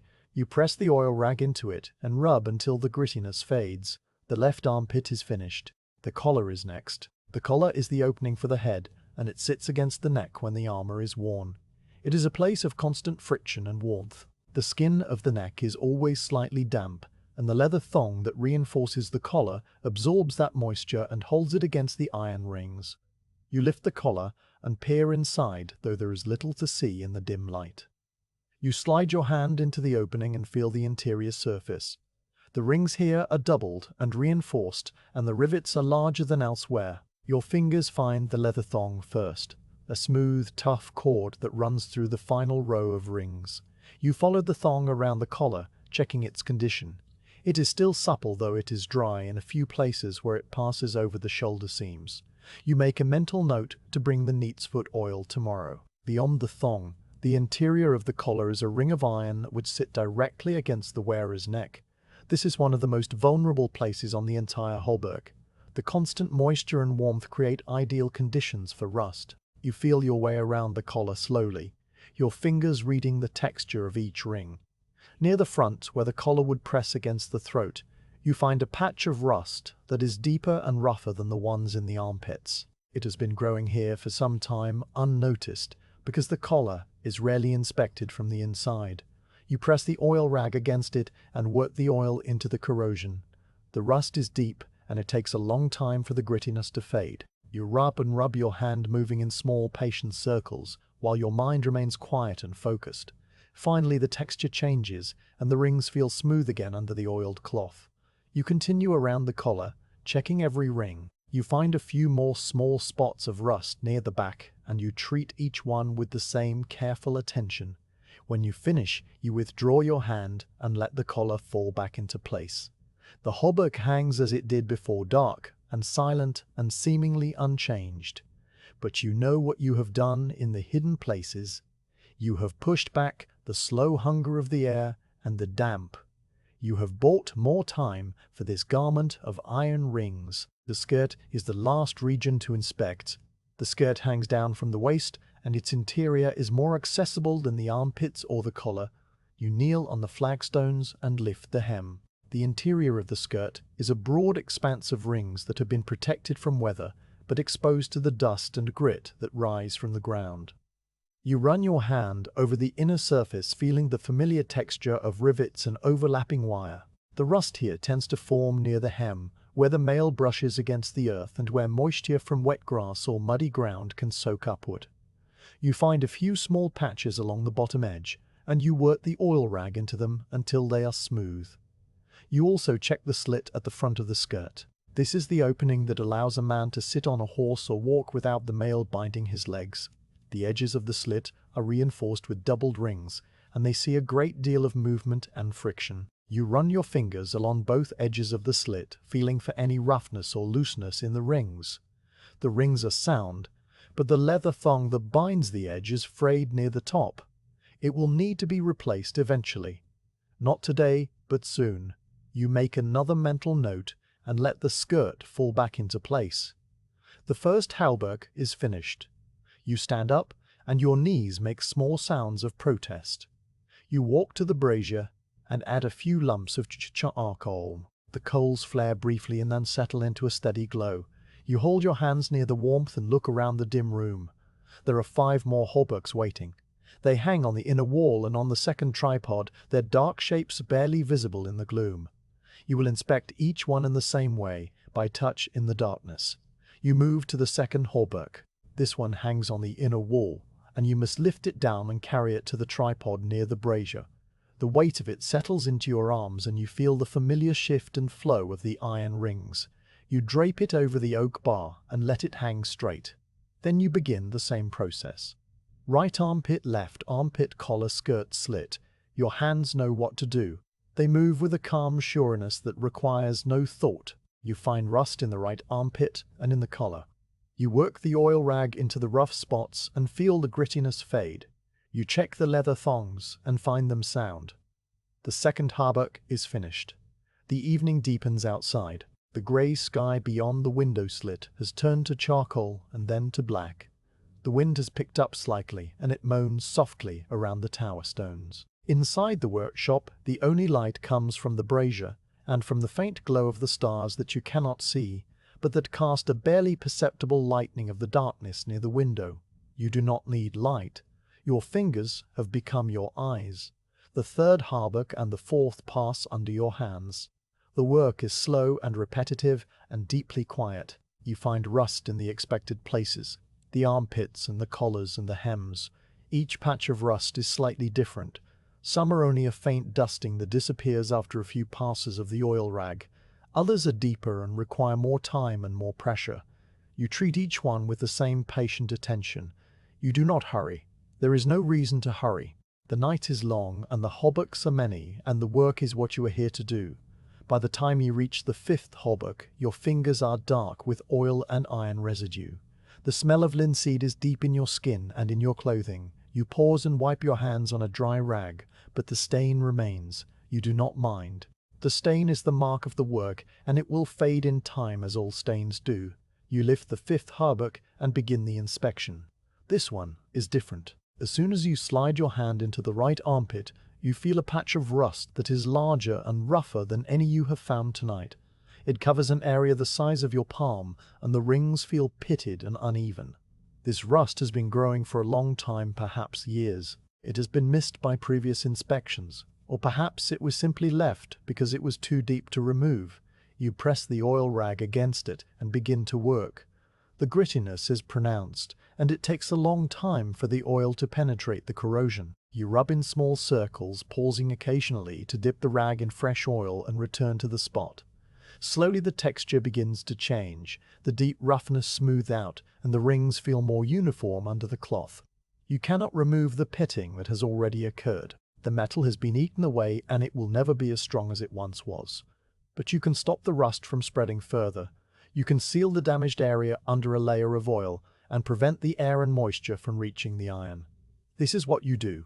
You finish the fifth hauberk and move to the sixth and final one. This is the old hauberk, the one with the darker patina and the irregular rivets. You lift it onto the tripod and let it hang. The rings feel different even from the outside. They are smoother and more worn, and they have a warmth to them that comes from many years of handling. You slide your hand into the right armpit and feel your way along the seam. The interior of this old hauberk is remarkably clean. The rings are smooth and free of rust, and the leather thongs are still supple. This garment has been well cared for by many hands over many years. You find only one small spot of rust near the back of the collar, and you treat it with a few passes of the oil rag. Then the sixth hauberk is finished. You stand in the center of the room and let the quiet settle around you. The hauberks hang on their bars and tripods, dark and silent, and oiled inside and out. They are ready. You do not think about what they are ready for. That is not your concern. Your concern is the iron rings, and the oil, and the slow, patient work of preservation. You walk to the brazier and use the small iron shovel to cover the coals with a thick layer of ash. The orange glow fades, and the room falls into complete darkness.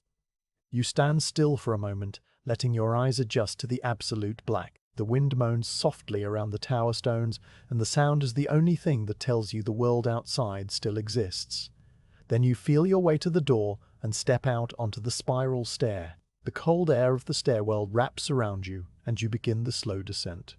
Behind you the North Tower workshop waits in the darkness, the hauberks hanging silent and preserve their hidden places, sealed with oil by hands that worked without seeing. The inner wall of the North Tower workshop is the wall that faces away from the window and away from the warmth of the brazier. It is the wall that shares its stones with the dark interior of the castle's massive central keep, and it never sees the sun. You know this wall well. You have hung finished hauberks on its oak bars many times, draping them carefully and stepping back to let them settle into the shadows. But today you will not simply hang more mail upon the bars. Today you will take down what has been hanging there for weeks or months and bring it into the light and the warmth. The hauberks on the inner wall need to be rotated. They need to be moved to the tripods near the window and the brazier where the air moves more freely and the damp has less power. You arrive in the workshop with the morning bread still warm in your pocket and the clay pot of coals wrapped in its thick cloth. The room is cold. The chill comes not from the window where the woolen shutter blocks the north wind, but from the inner wall itself. You can feel it as you cross the floor, a cool, radiating presence that seems to push against your skin. The stones of the inner wall are darker than the others, with a faint sheen of moisture that catches the grey light from the window. This is the breath of the castle, the slow movement of water through ancient limestone. It is the reason the hauberks on this wall must be moved. You set down the coals and open the brazier. The kindling catches quickly and the charcoal begins to glow. Warmth spreads into the corner, and you hold your hands near it for a moment. Then you turn to face the inner wall. 6 hauberks hang there in a row, their iron rings dark and still. They have been waiting in the shadows for some time, and they have taken on the character of the wall behind them. They are cooler to the touch than the hauberks that hang near the window. They feel heavier somehow, as if the damp has seeped into the metal and added its own weight to the iron. You will not move these hauberks alone. The weight of a full mail shirt is manageable for one person when it is simply being lifted from a bar and draped over a tripod a few steps away. But to carry 6 hauberks across the room and hang them on new bars requires a second pair of hands. The journeyman will come. He always comes when the inner wall needs to be turned. He is a quiet man with grey in his beard and hands that are permanently stained dark from years of working with oil and iron. He speaks rarely, and when he does, his words are few and soft. You do not know much about him except that he has been doing this work since before you were born, and that he knows the hauberks as well as you know the shape of your own hands. The door opens, and he steps inside. He nods once in your direction, and then his eyes move to the inner wall. He understands why he is here without being told. He walks to the chest and takes out the long oak carrying pole that leans against the wall beside it. The pole is smooth and dark with age, and it is slightly thicker in the middle where the weight of the mail rests. He brings it to the first hauberk on the inner wall and waits for you to join him. You walk to the opposite side of the hauberk. The garment hangs between you on its oak bar, a heavy curtain of iron rings. You lift the left sleeve and the journeyman lifts the right. Together you slide the sleeves off the bar and the full weight of the hauberk settles onto your hands. The journeyman passes the carrying pole through the armholes so that the pole runs through the garment from one side to the other. He takes one end of the pole and you take the other. The hauberk hangs between you, suspended on the smooth oak like a sling. You lift together. The weight is substantial but balanced between the two of you. It is manageable. You take a step and the journeyman matches you. The hauberk sways gently on the pole. As it moves, the iron rings shift against each other and produce a sound that you have heard many times before, but that never fails to catch your attention. It is a soft oceanic sigh, like pebbles rolling in a slow tide, or like a handful of small shells being poured from one cupped palm to another. It is not a single sound, but thousands of tiny clicks and rustles, all happening at once and blending into a smooth, continuous whisper. The sound fills the space between you and the journeyman and then fades as the hauberk settles into the rhythm of your steps. You walk the 6 paces across the flagstones to the tripod near the window. The journeyman moves with you in perfect unspoken coordination. When you reach the tripod, you lift your end of the pole, and he lifts his, and together you slide the hauberk off the pole and onto the oak bar of the tripod. The mail rustles and sighs as it settles into its new position. The journeyman steps back and waits. You return to the inner wall together. The process repeats. Lift the sleeves, slide the pole through, carry the hauberk across the room, drape it on a new bar. The second hauberk goes to the tripod near the brazier, where it will benefit from the warmth and the moving air. The third hauberk goes to the outer wall bar near the window, where the light will reach it for a few hours each day. The fourth and fifth go to the remaining empty bars. The sixth, the old hauberk with the dark patina and the irregular rivets, goes to the tripod nearest the window where the light is strongest. When the last hauberk is in place, the journeyman returns the carrying pole to its spot beside the chest. He stands for a moment looking at the newly arranged hauberks. They hang in their fresh positions, their rings catching the grey light from the window and the warm glow from the brazier. The inner wall is empty now, its oak bars bare and waiting. The journeyman nods once more in your direction, and then he is gone, the door closing softly behind him. You are alone again with the hauberks and the quiet. You walk to the inner wall and run your hand over the plaster where the hauberks had been hanging. The surface is cool and slightly damp. The wall has been breathing its slow breath against the iron for weeks, and now the iron is gone and the wall can breathe freely for a while. You will leave the inner wall empty for a day or two to let it air before any hauberks return to it. This is part of the rotation part of the rhythm of the workshop. You turn to the hauber that now hangs on the window tripod. It is the one that was farthest back on the inner wall, the one that had been in the shadows the longest. Its rings are cool and heavy with the damp they have absorbed. You will not oil it today. It needs time to warm and dry to let the moisture rise out of the iron and dissipate into the air. You will let it hang here in the light and the moving air for a full day, perhaps two, before you bring the oil rag to its surface.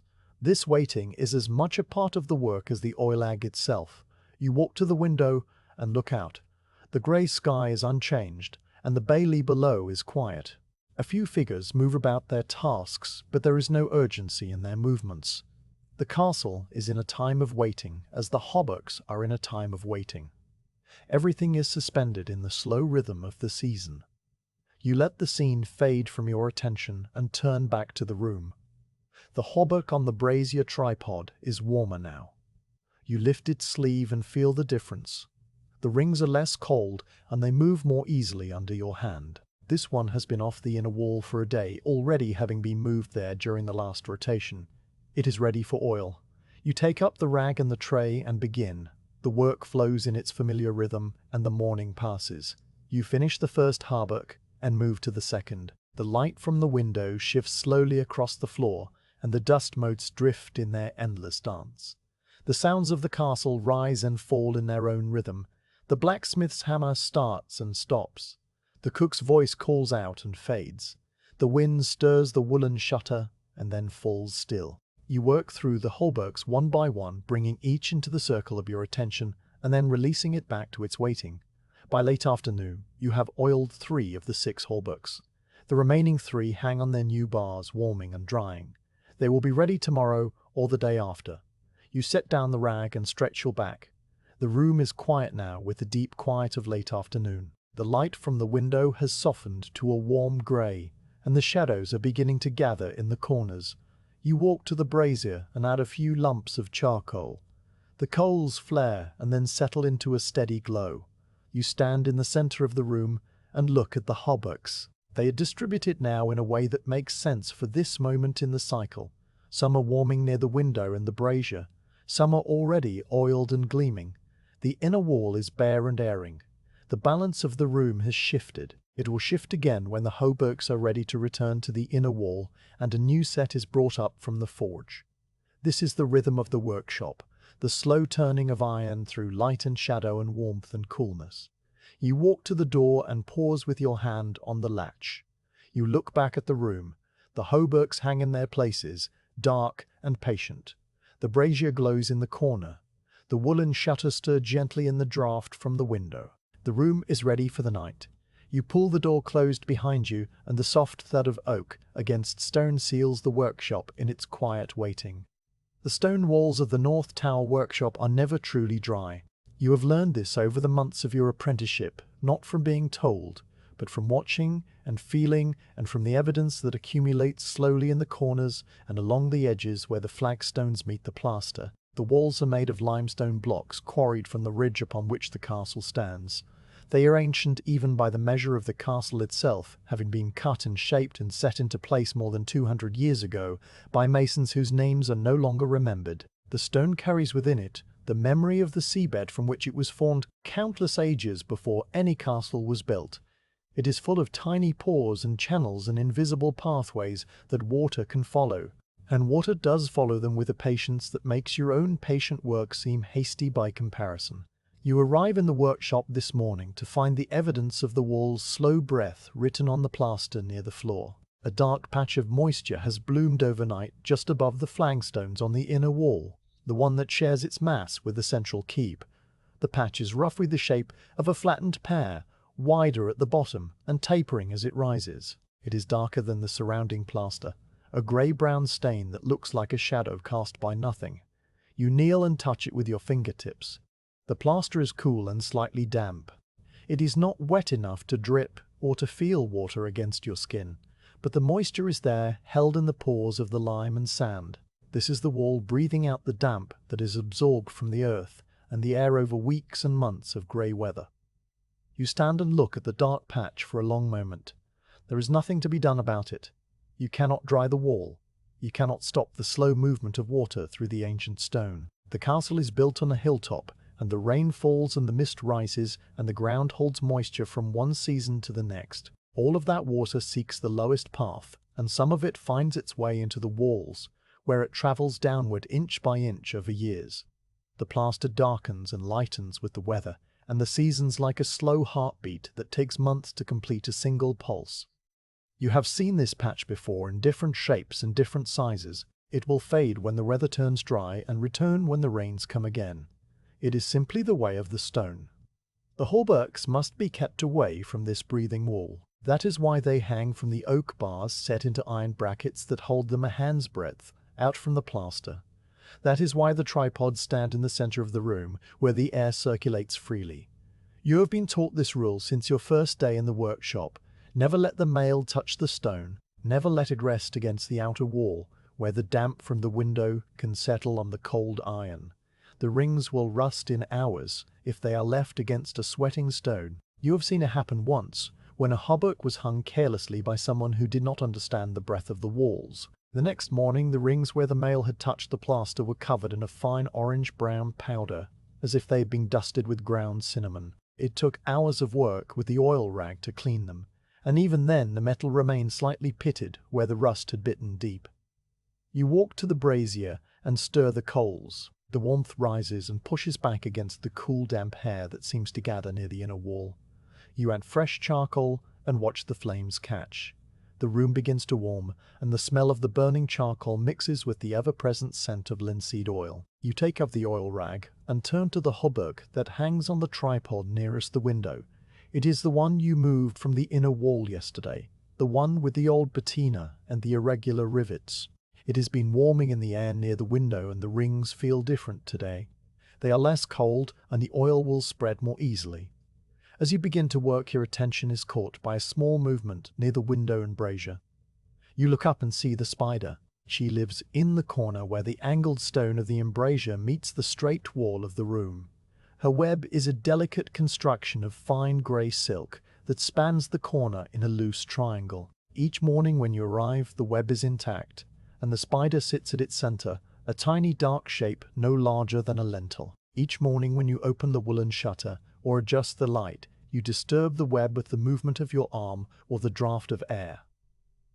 The spider retreats into a crack in the stone and waits, and each day, by the time the afternoon light begins to fade, she has rebuilt her web exactly as it was before. You have watched this cycle repeat for months. The spider does not seem to learn that the web will be disturbed. She simply builds and waits and rebuilds with a patience that matches the patience of the stone itself. You return your eyes to the hauberk, and the work continues. The oil rag moves over the rings, and the familiar whisper fills the room. But today you find yourself listening beyond the whisper to the other sounds that live in the tower workshop. There is the soft pop of the charcoal in the brazier, and the distant murmur of the wind around the window slit. And beneath these, there is another sound, a sound so faint that you can only hear it when you hold your breath and listen very carefully. It is a quiet clicking that comes from high above near the ceiling beam. Click. A long pause. Click, click. Another pause. Click. Another pause. Click. This is the death watch beetle. You have heard it before on other quiet days when the castle was still and your own work made no noise. The beetle lives in the old oak of the roof beams, tunneling through the wood and eating the cellulose that holds the fibers together. The clicking sound is not its eating, but its calling, a mating signal, made by tapping its head against the walls of its tunnel. The sound has a name that comes from the old belief that hearing it meant someone in the house would soon die. But you know that the beetle has been tapping in these beams for longer than anyone in the castle has been alive. It is not a messenger of death.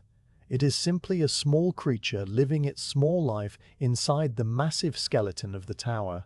Its time is not your time. The beam it eats will stand for another 100 years before the beetle's tunnels weaken it enough to matter. By then, you and everyone you know will be long gone, and the beetle's descendants will still be tapping in the darkness. You lower the oil rag and stand still, listening to the clicking. It is a sound that belongs to the deep time of the castle. The stone walls breathe in seasons, and the beetle taps in decades, and the hauberks hang through years of waiting. Your own work, measured in hours and days, is the briefest of all these rhythms. You dip the rag and return to the rings. The oil spreads, and the metal darkens, and the morning passes. The light from the window has shifted from grey to a paler grey as the sun climbs behind the clouds. You can see the dust motes drifting in the beam, and you watch them for a moment. They are made of everything that has worn away in this room over the centuries. Fragments of wool from your tunic, and fragments of stone from the walls, and fragments of iron from the rings, and fragments of your own skin, shed without your noticing. They float in the light like a slow snowfall that never reaches the ground. You think about the walls breathing out their moisture, and the beetle tapping in the beam, and the dust drifting in the light. The room is alive in its own way, not with the quick life of animals or people, but with the slow life of stone and wood and iron. You finish the first hauberk and move it to the tripod near the brazier, where it can continue to warm and dry. You take down the next hauberk from the inner wall. This one is colder and heavier with the damp it has absorbed. You drape it over the tripod near the window and let the light and the moving air begin their work. You do not start oiling immediately. You let the hauberk hang for a while, giving the damp time to rise out of the rings and dissipate into the room. This is part of the rhythm of the work, the waiting that is as important as the doing. While the hauberk airs, you walk to the inner wall and inspect the plaster again. The dark patch of moisture has faded slightly as the warmth from the brazier has spread across the room. It is still visible, but it is less distinct now, a soft shadow rather than a dark stain. You run your hand over the plaster and feel the cool dampness. It is the same as it was this morning. The wall breathes out and the room breathes in, and the moisture moves from stone to air to the iron rings where you will seal it out with oil. It is a slow, endless cycle that will continue long after you have left this room for the last time. You turn back to the hauberk. The rings are warming now, and the surface damp has faded. You pick up the oil rag and begin. The whisper of the cloth on metal fills the room, and the spider in the corner sits motionless at the center of her web, and the death watch beetle taps in the beam high above. The sounds blend together into a quiet that is not silence but something deeper, a stillness made of many small living sounds all happening at their own pace. The day passes. You oil the second hauberk and the third. You move them from the window tripod to the brazier tripod, and then to the outer wall where they will hang until they are needed. You take down the fourth hauberk from the inner wall and let it air. The light from the window has begun to fade into the soft grey of late afternoon. You light the oil lamp and hang it from the ceiling beam. Its small flame casts a warm circle of light that reaches the tripod and the waiting male. In the lamplight, the room feels smaller and more enclosed. The shadows gather in the corners, and the dark patch on the inner wall disappears into the general gloom. The spider's web catches the light and gleams like a delicate silver construction. The spider herself is a tiny dark jewel at its center. You watch her for a moment as you pause between hauberks. She does not move. She waits with the patience of stone and the certainty that the web will be rebuilt no matter how many times it is disturbed. You finish the fourth hauberk and begin the fifth. The work is slow and steady. Your hands move with the familiar rhythm, and your mind drifts into the quiet place it goes when the work is all that exists. You think about the walls and the moisture and the beetle and the spider. You think about the masons who cut these stones and set them in place 200 years ago. They worked with their hands as you work with yours. They shaped the limestone with chisels and mallets, and they lifted the blocks into place with ropes and pulleys and the strength of their backs. They did not know that their work would become a home for a spider and a beetle and an apprentice who oils chainmail in the quiet of a north tower. They simply did the work that was in front of them as you do the work that is in front of you. The fifth hauberk is finished. You move it to the outer wall and take down the sixth. This is the old hauberk, the one with the dark patina and the irregular rivets. It has been hanging on the inner wall for many weeks, and it is heavy with the damp. You drape it over the window tripod and let it hang. The rings are cold and dark, and they seem to absorb the lamplight rather than reflect it. You wait longer for this one, letting the air and the warmth draw out the moisture that has seeped into the iron. While you wait, you walk to the window and lift a corner of the woolen shutter. The outside world is dark now. The grey day has faded into a black night, and you can see nothing through the slit except the faint movement of the wind stirring the darkness. The air that touches your face is cold and damp and smells of the earth and the distant hills. You let the shutter fall back into place and turn to the room. The old hauberk is ready. You pick up the oil rag and begin. The rings take the oil slowly at first because the metal is still cool, despite the warmth of the brazier and the lamp. But as you work, the friction of the rag warms the surface and the oil spreads more easily. The familiar darkening follows the path of your hand, and the rings gleam softly in the lamplight. You work your way down the sleeves and across the chest and along the skirt. The old hauberk yields to your care as it has yielded to the care of many hands before yours. When the sixth hauberk is finished, you set down the rag and look around the room. The inner wall is empty now. The hauberks that hung there for weeks are distributed around the room on the window tripod and the brazier tripod and the outer wall bars. They are warming and drying, and their rings are coated with fresh oil. They will stay in these new positions for a time, catching the light and the moving air. Then eventually they will return to the inner wall and the cycle will begin again. This is the rhythm of the workshop, the slow rotation of iron through the different climates of the small room. You walk to the brazier and use the iron shovel to cover the coals with ash. The glow fades and the room grows dimmer. You lift the lamp and carry it to the window. You blow out the flame and the smell of burnt oil fills the air for a moment before fading. The room falls into near darkness, broken only by the faint grey light that seeps around the edges of the woolen shutter. You stand still for a moment, letting your eyes adjust. The hauberks are dark shapes in the gloom, their oiled surfaces catching the last of the light. The spider is invisible in her corner. The death watch beetle is silent. The walls breathe their slow, damp breath. You find your way to the door and step out onto the spiral stair. The cold air of the stairwell wraps around you, and you begin the descent. Behind you, the North Tower workshop settles into the night. The stone walls continue their patient exchange of moisture with the air. The beetle taps once, somewhere in the darkness of the roof beam. The spider waits at the center of her web. The hauberks hang silent and oiled, their iron rings sealed against the slow breath of the ancient stone. Midday in the North Tower workshop arrives without announcement. There is no bell that rings from the chapel tower at this hour, and the sun, when it appears at all through the grey autumn sky, gives no sharp signal of its zenith. Instead, the morning simply thins out and becomes something else. The sounds that marked the early hours fade one by one until a particular kind of quiet settles over the room like a layer of fine dust. You have come to recognize this quiet. It is different from the quiet of early morning when the castle is still waking, and different from the quiet of evening when the day's work is done and the hauberks hang in darkness.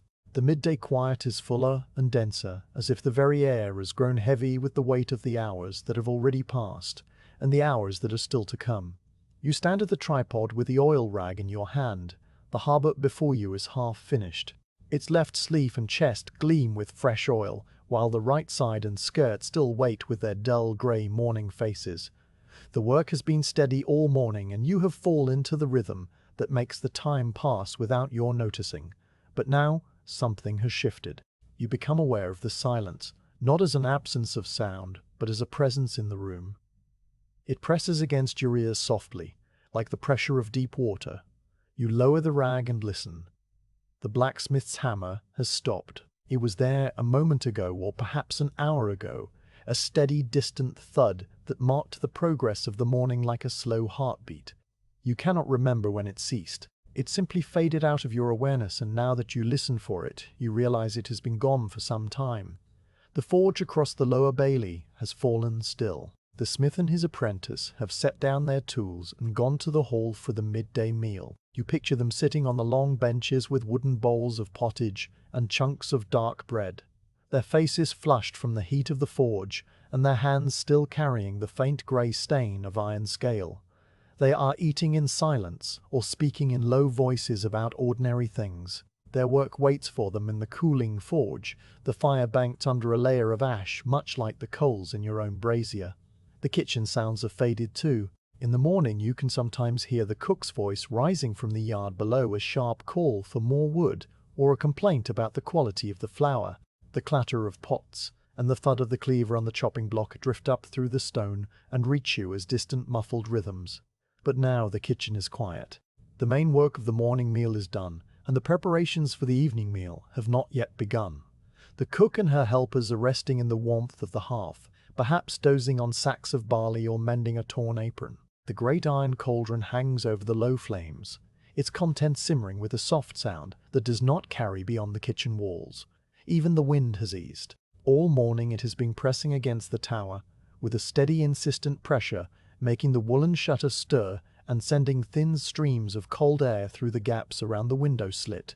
But now at the height of the day, the wind has drawn back as if it too is resting.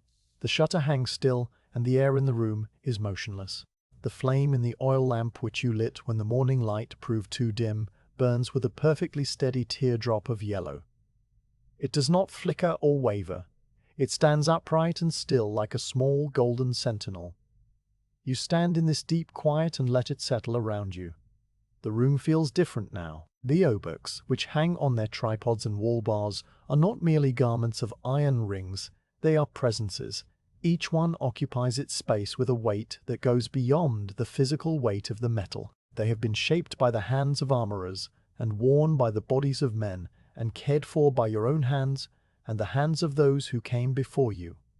They have absorbed the oil and the damp and the passage of countless days in this tower room. They hang now in the midday stillness like sleeping creatures whose breathing is too slow to see. You can feel them around you. The room is crowded with their silent waiting. You left the oil rag and returned to the hauberk, but the quality of the silence changes the way you work. Your movements become slower and more deliberate. The whisper of the rag over the iron rings seems louder than it did this morning, even though you are making no more sound than before. The silence amplifies the small noises. You hear the faint wet sound of the oil being pressed from the rag into the crevices of the rings.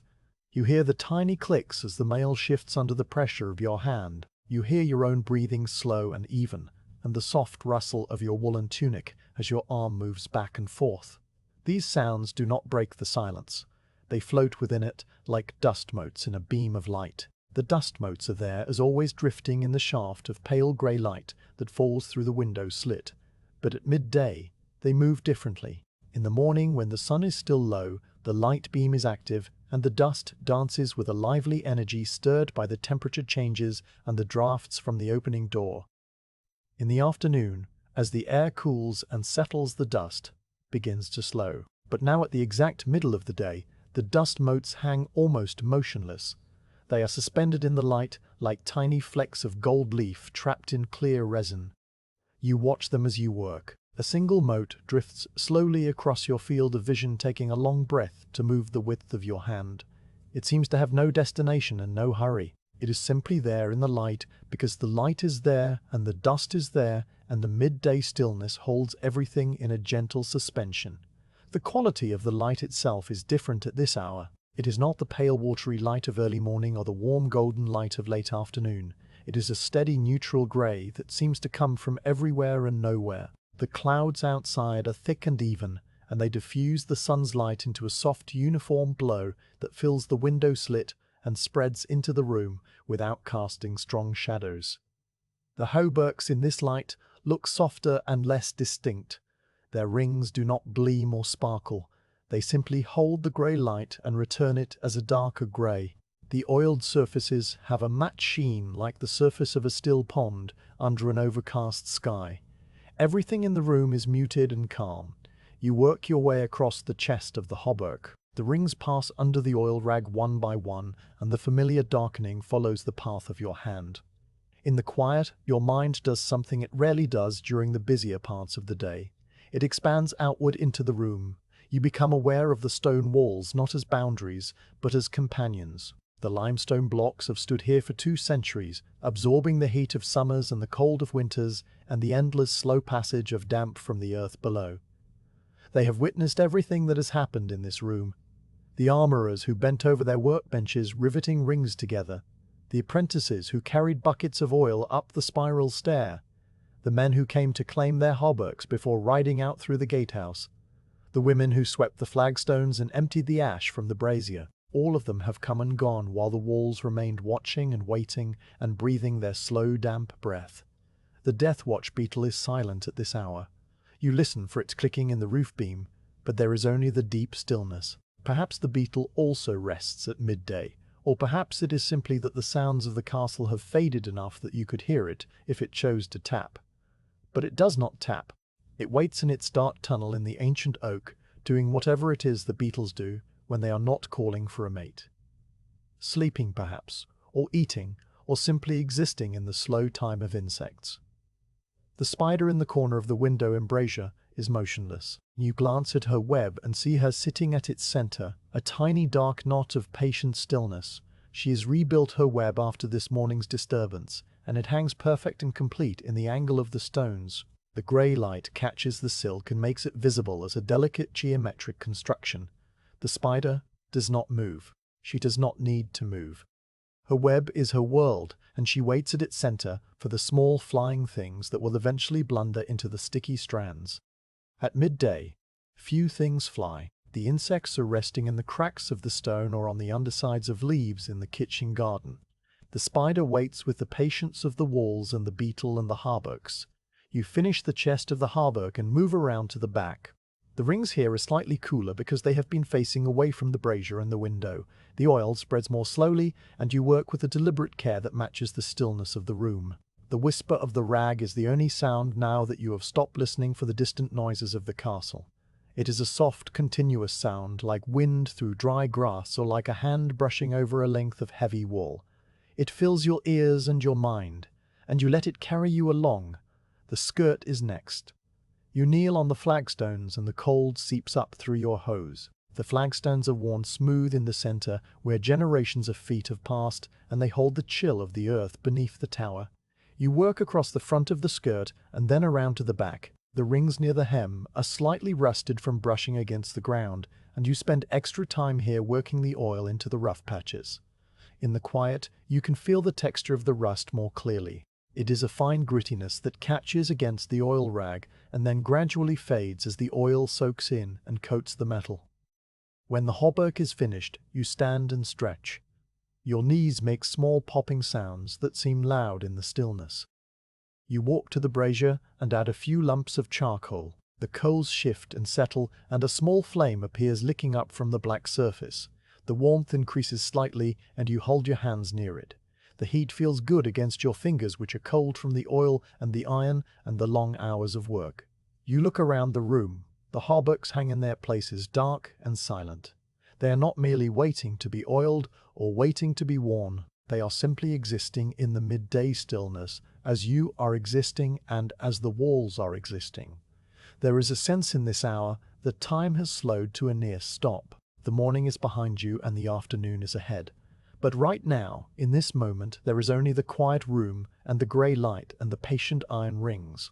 You walk to the window and look out through the narrow slit. The slice of world visible to you is small, but it contains everything that is happening in the castle at this hour. A single figure crosses the bailey below, walking slowly with the unhurried gait of someone who has nowhere urgent to be. It is an old man you recognize from the stables, his shoulders rounded by years of lifting saddles and bales of hay. He carries a leather bucket in one hand, and he is heading toward the well. He moves through the grey light, like a figure in a tapestry flat, and slow and silent. You watch him reach the well and set down the bucket.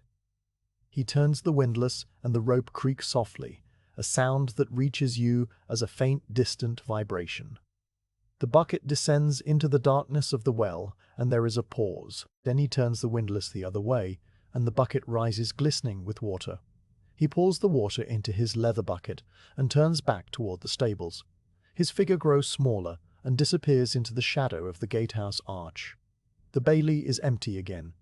You let the scene fade from your attention and turn back to the room. The second hauberk waits on the tripod near the window. You walk to it and lift the sleeve. The rings are cool and heavy, and they shift under your hand with a soft rustling sigh. You dip the rag and begin again.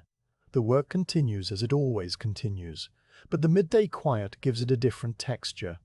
It feels less like labor and more like a kind of listening. You are not so much working on the hauberk as you are being present with it in the stillness. The light from the window begins to shift almost imperceptibly. The angle changes by a fraction of a degree, and the beam that falls across the floor moves the width of a finger. You do not see it move, but after a long while you notice that the shadow of the tripod leg has stretched slightly to the left. The afternoon is beginning its slow approach. The midday stillness will not last forever. The castle will wake from its rest, and the sounds will return. The blacksmith's hammer will start again, and the kitchen will come alive with the preparations for the evening meal. The wind will remember its purpose and press once more against the tower's stones. But for now, in this suspended hour, there is only the quiet, and the oil rag and the patient iron rings. You finish the second hauberk and move it to the inner wall. You take down the third and drape it over the tripod. The work flows on. Your hands move with a rhythm that has become as natural as breathing. The oil spreads and the metal darkens and the rings gleam softly in the grey light. The midday quiet holds you in its gentle suspension, and you let it hold you. There is nowhere else to be, and nothing else to do. There is only this room and this work and this long, slow moment at the heart of the day. The last hauberk of the cycle hangs before you on the window tripod, its rings still carrying the faint coolness of the inner wall where it spent the past weeks. You have been working on it through the late morning and into the early afternoon, and now only the final section of the skirt remains. You kneel on the flagstones and lift the hem. The rings here are slightly compressed from the weight of the garment hanging year after year, and the oil rag meets a gentle resistance as you work it across the surface. You move slowly, following the familiar geography of the 4-in-1 pattern from left to right, and then around to the back. The metal darkens in the wake of the rag, and the smell of linseed rises warmly in the cool air. When the last ring has been covered, you sit back on your heels and look at the hauberk as a whole. It hangs complete now, from collar to hem, and from left cuff to right cuff, every ring touched and coated and sealed against the damp. It is finished. You stand and stretch your back. The joints make their small, familiar sounds. You walk to the window and lift a corner of the woolen shutter. The outside world is the same soft grey it has been for most of the month. The bailey below is quiet, with only a few figures moving slowly about their tasks. A cart stands near the gatehouse, its horse patient and still. The hills beyond the curtain wall are a darker grey against the pale sky. There is nothing remarkable about this day. It is simply another day in the long, slow turning of the season. You let the shutter fall back into place and turn to face the room. The hauberks hang in their final positions. Some are on the outer wall bars where the air moves more freely and the light from the window reaches them for a few hours each day. Others are on the inner wall, having been rotated back into the shadows, where they will wait until the next cycle calls them out again. All of them are oiled and dark and silent. They gleam softly in the grey light and the faint glow of the brazier coals. They smell of nothing but clean iron and linseed. They're ready for whatever comes next, though. That is not a thought you entertain. You think only of the work that is complete and the work that will begin again when the next batch of hauberks comes up from the armourer's forge below. The rags need to be cleaned. You gather them from the wooden tray and from the edge of the chest where you have been leaving them to dry between uses. They are dark with oil and iron residue, stiff in places and heavy with the accumulated residue of a month's work. Woolen cloth is too valuable to throw away, and these rags will be washed and dried and returned to the chest for the next cycle. You bundle them together and carry them under your arm. The bundle is heavy and it leaves a faint oily mark on your tunic, but that is the way of this work. Your clothing carries the stains of the tower workshop, and those stains are as much a part of you as the calluses on your palms. You descend the spiral stair with the bundle of rags pressed against your side. The stone steps are cool and the air grows slightly warmer as you move downward away from the exposed height of the tower. At the bottom you step out into the bailey. The grey light is brighter here than in the workshop, and you blink as your eyes adjust. You cross the cobblestones to the corner of the yard where a large wooden bucket stands against the wall. The bucket is half full of water that has been mixed with wood ash from the kitchen fires. The ash turns the water a cloudy grey-brown and gives it a soft, slippery feel that helps to cut the oil from the wool fibers. You kneel beside the bucket and push the first rag into the water. The cold liquid soaks through the cloth and your fingers feel the chill immediately. You work the rag between your hands, rubbing the fabric against itself to loosen the oil and the iron particles. The water around your hands darkens as the residue lifts from the wool and disperses into the ash mixture. Small dark swirls drift through the cloudy liquid like storm clouds moving across a pale sky.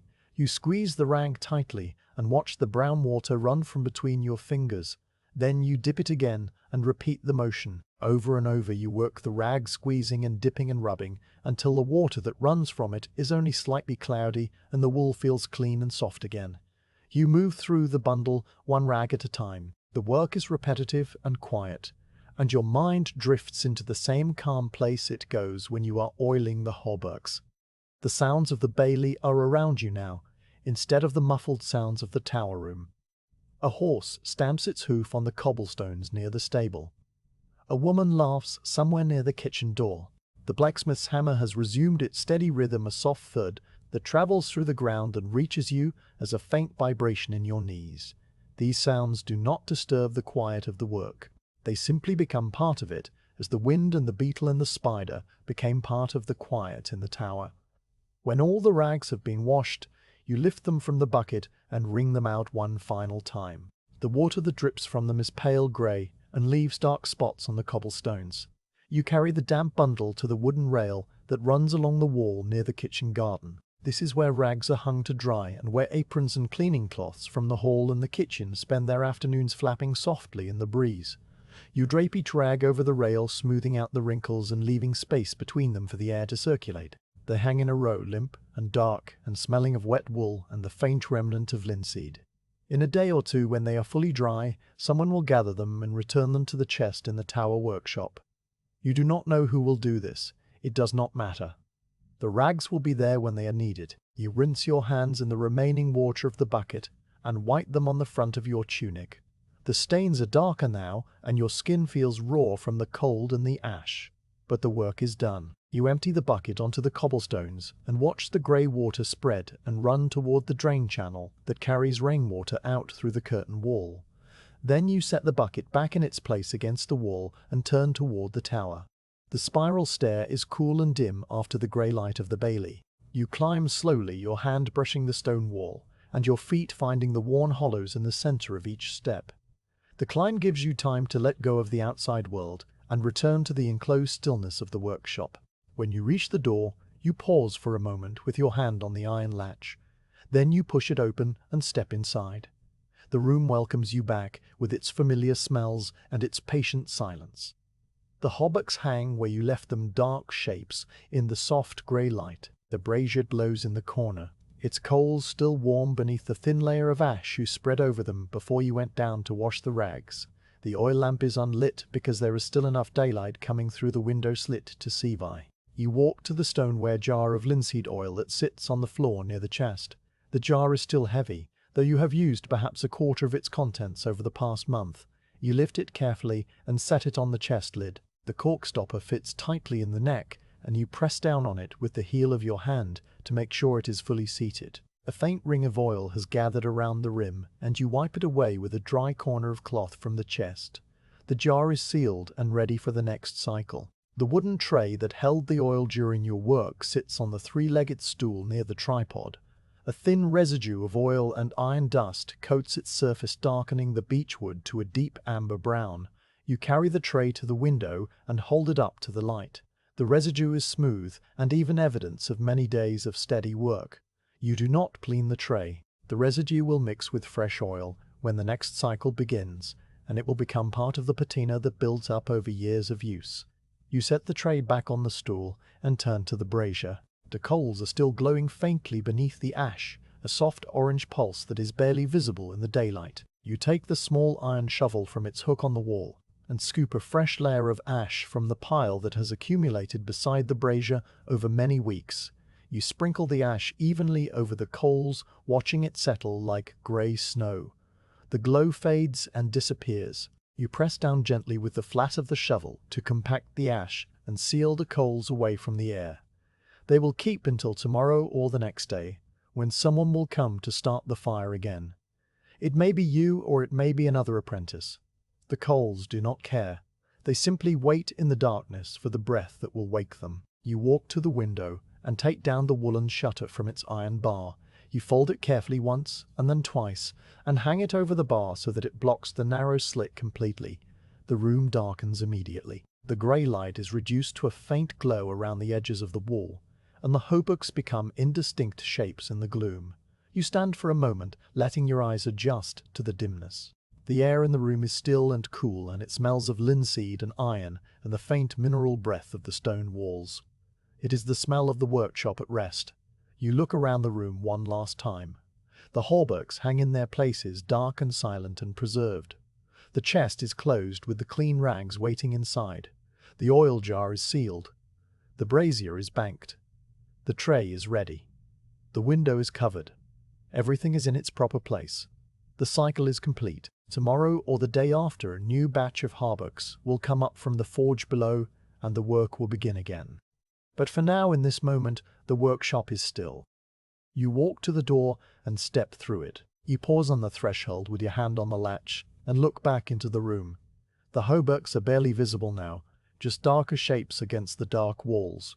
They hang in their patient silence, waiting for nothing and everything. They do not know that you are leaving, and they will not know when you return. They simply exist in the slow time of iron and stone, while you exist in the quicker time of breath and blood. The work connects you to them for a while, and then you step away and they remain. You pull the door closed. The heavy oak meets the stone frame with a soft, solid thud. The iron latch clicks into place. The sound echoes once in the spiral stair and then fades. You stand in the cool dimness of the stairwell with your hands still on the latch. Behind the door, the North Tower workshop settles into its rest. The hauberks hang in the darkness, their rings coated in oil and their hidden places sealed against the damp. The stone walls breathe their slow, patient breath. The spider waits in her corner. The death watch beetle taps once somewhere in the roof beam and then is silent.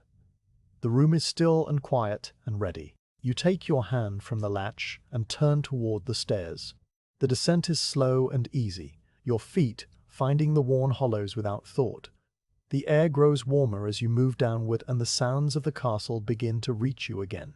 The murmur of voices from the hall, and the distant clatter of the kitchen, and the soft thud of the blacksmith's hammer. You step out into the bailey, and the grey light wraps around you. The day is fading toward evening, and the torches in their iron brackets are being lit one by one along the curtain wall. You cross the yard toward the hall where the evening meal will soon be served. Behind you, the North Tower rises dark and silent against the pale sky, its narrow windows slit blind and covered. Inside the workshop, the hauberks wait in the darkness, preserved and patient, carrying the oil you have given them into the long, quiet night.